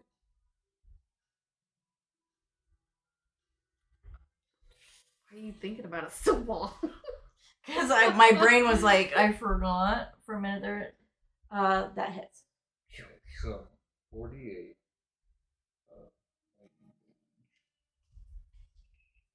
So that'll be 13 points of lightning damage. Okay. It's like again channeling this on like right at the back of her head. So just going to the back of her head, and then because I hit, I get to make a ricochet to Adrian again and going to the side of his face. Okay. 16. That does not hit Adrian. Oh, sorry. Right. That would be. Oh no! For my turn, let's take a healing potion. Okay. That'll be. Alright. So that'll be my turn.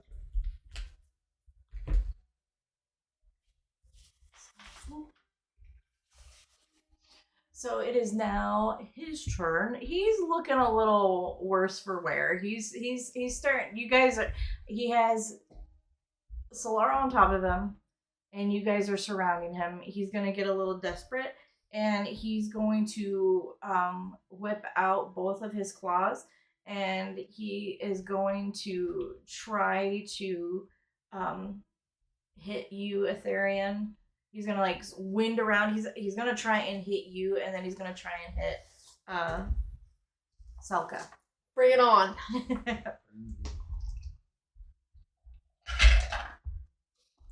misses.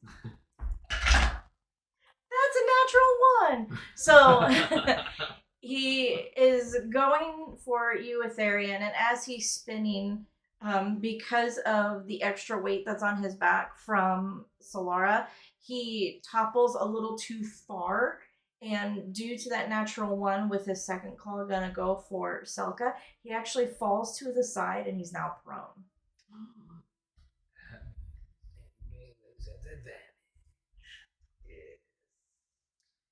And it's Adrian's turn, and Adrian turns and he's facing Lady, and as Lady is creating the sigil that's up in the above Madame Crush, and the line of blood starts drawing down into Madame Crush's chest, he actually is going to start building a blood orb, and he's going to shoot it at Madame Crush in her chest with Lady Seraphine's sigil string. I have to say bye. No, you're not. You're not Say sorry bye to at your all. wife, bro. You're not sorry at all. It's a natural one. That's crazy. Unfortunately, it hits. Is it? No, it hits. Oh, it is. It's not a natural one. I think that unfortunately it is. I would have laughed. So, because they're next to one another, they're both focusing on the energies going into Madame Crush. And you hear Lady Seraphine as she's reaching into Madame Crush's chest. Honey, I would have loved to steal your beauty. Where are all of these? She like comes down and she looks into Madame Crush's face, and she's, where did all of the souls go that you carried? And you see the proud look of Madame Crush. She doesn't look scared. She doesn't look terrified. She actually, on a weakened knee, stands up straight, and she looks at her in the eye, and she takes a step forward and she looks at both of them and she nods and she goes, to the edge of your undoing. And she pushes herself into their blood orb and her sigil. And you see the blood start removing itself from her chest, going into Lady Seraphine and Adrian's blood orb. And unfortunately, Madame Crash falls to the floor. Poor thing. I'm tired.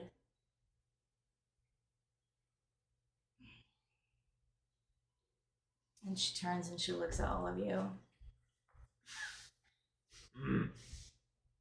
This won't be the last time you see me. First thing I want to ask if I can do something is a reaction. It's not even going to hurt him. You can, whatever. Do you have anything else you want to say before I do? 'Cause I don't want to remember that. No, you won't. You're fine.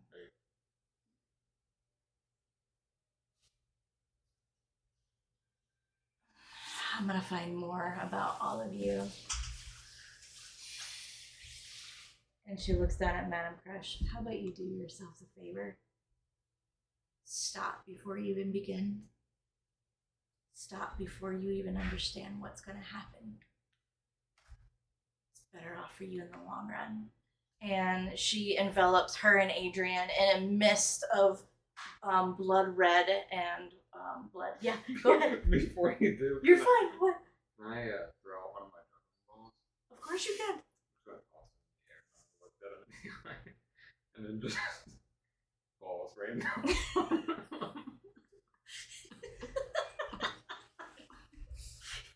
Explain this a little more. So, you see, Adrian's looking dead in the eye. This is solely because she's like, I'm going to learn more about you. And then like this rain of like juggling bullets comes down across them. You have to make a save. It's kind of like And they both look up, and Adrian's just like, what? He starts chuckling to himself because he's just like, what the fuck? And she looks at you.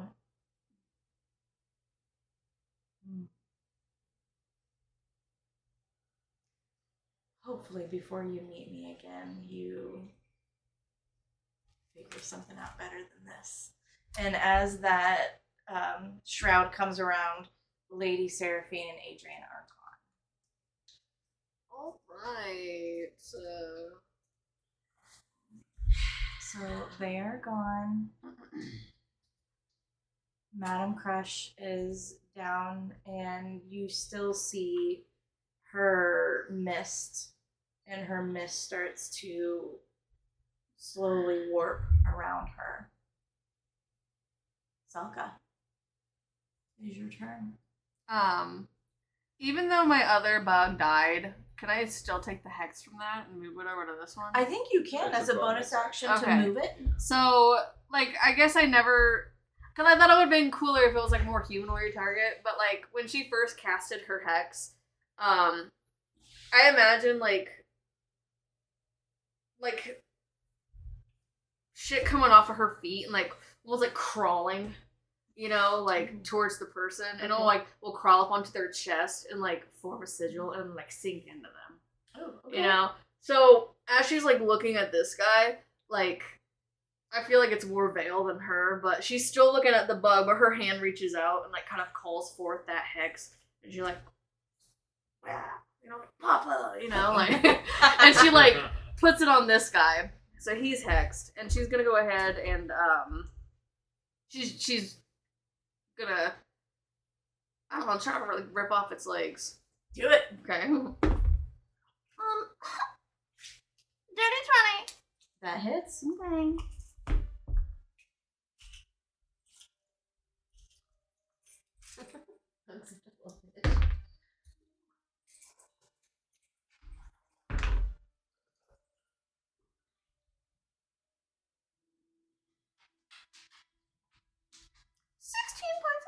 Oh, holy fuck.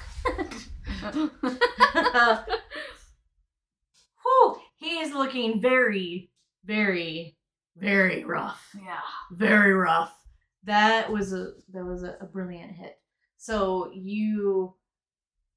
he stands there and you just see him start to sway. Well, he's prone. Oh, he is prone. So you got advantage. See if you can Get a 20 or something? Yeah, see if you get a natural 20. No. Okay.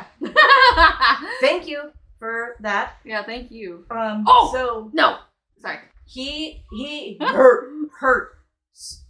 Looking really rough. 9 plus 3 is 12 plus 4 is 16. Okay. Just making sure I don't do my math though. No, you're perfect. So how many points total was that? 16. Okay. He is looking really rough. She's gonna try. Okay. Speed advantage. 13 and 5 is 18. You get advantage for all your. I was gonna say roll again, see if you get an extra 20. No, 18. Alright. That hits. Okay, so she is going to take her rapier and she's going to and Yeah. that is a D8.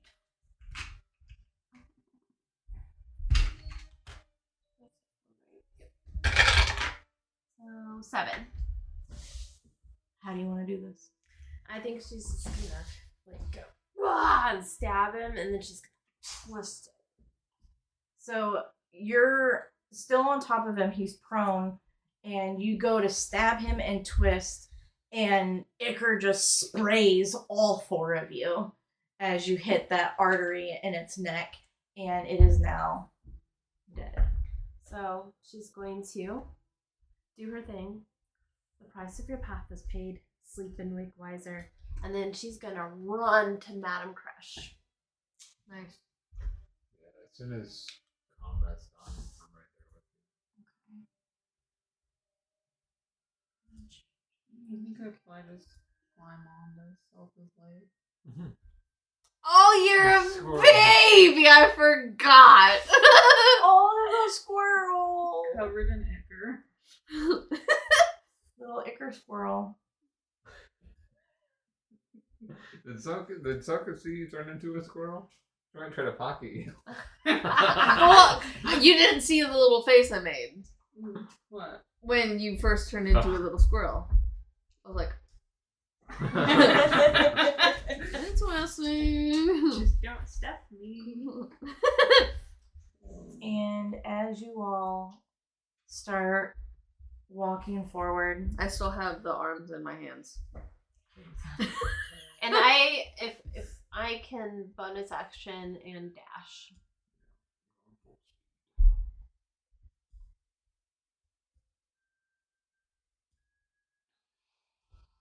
as you guys walk up to Madame Crash, the circus tent is completely empty except for the carnival workers are all filing in.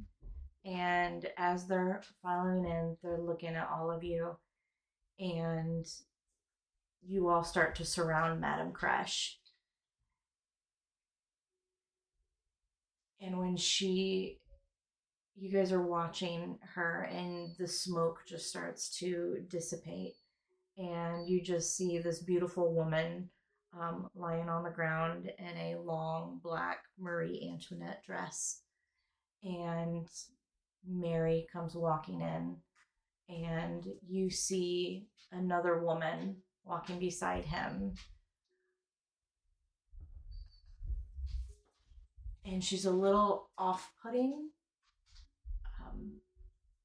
She has really dark gray hair, and she has it half up, half down. She's about half the size of Mary, and she walks with a limp, and she walks close, and she leans down and puts Madame Crush's head into her lap, and she goes, "You did so much and so good for this carnival. And she like leans down and kisses her on the side of the head. And Mary leans down and everyone surrounds Madame Crush. And that is where we were going to end for tonight. Damn. So Mary, that little bitch, didn't come back into battle.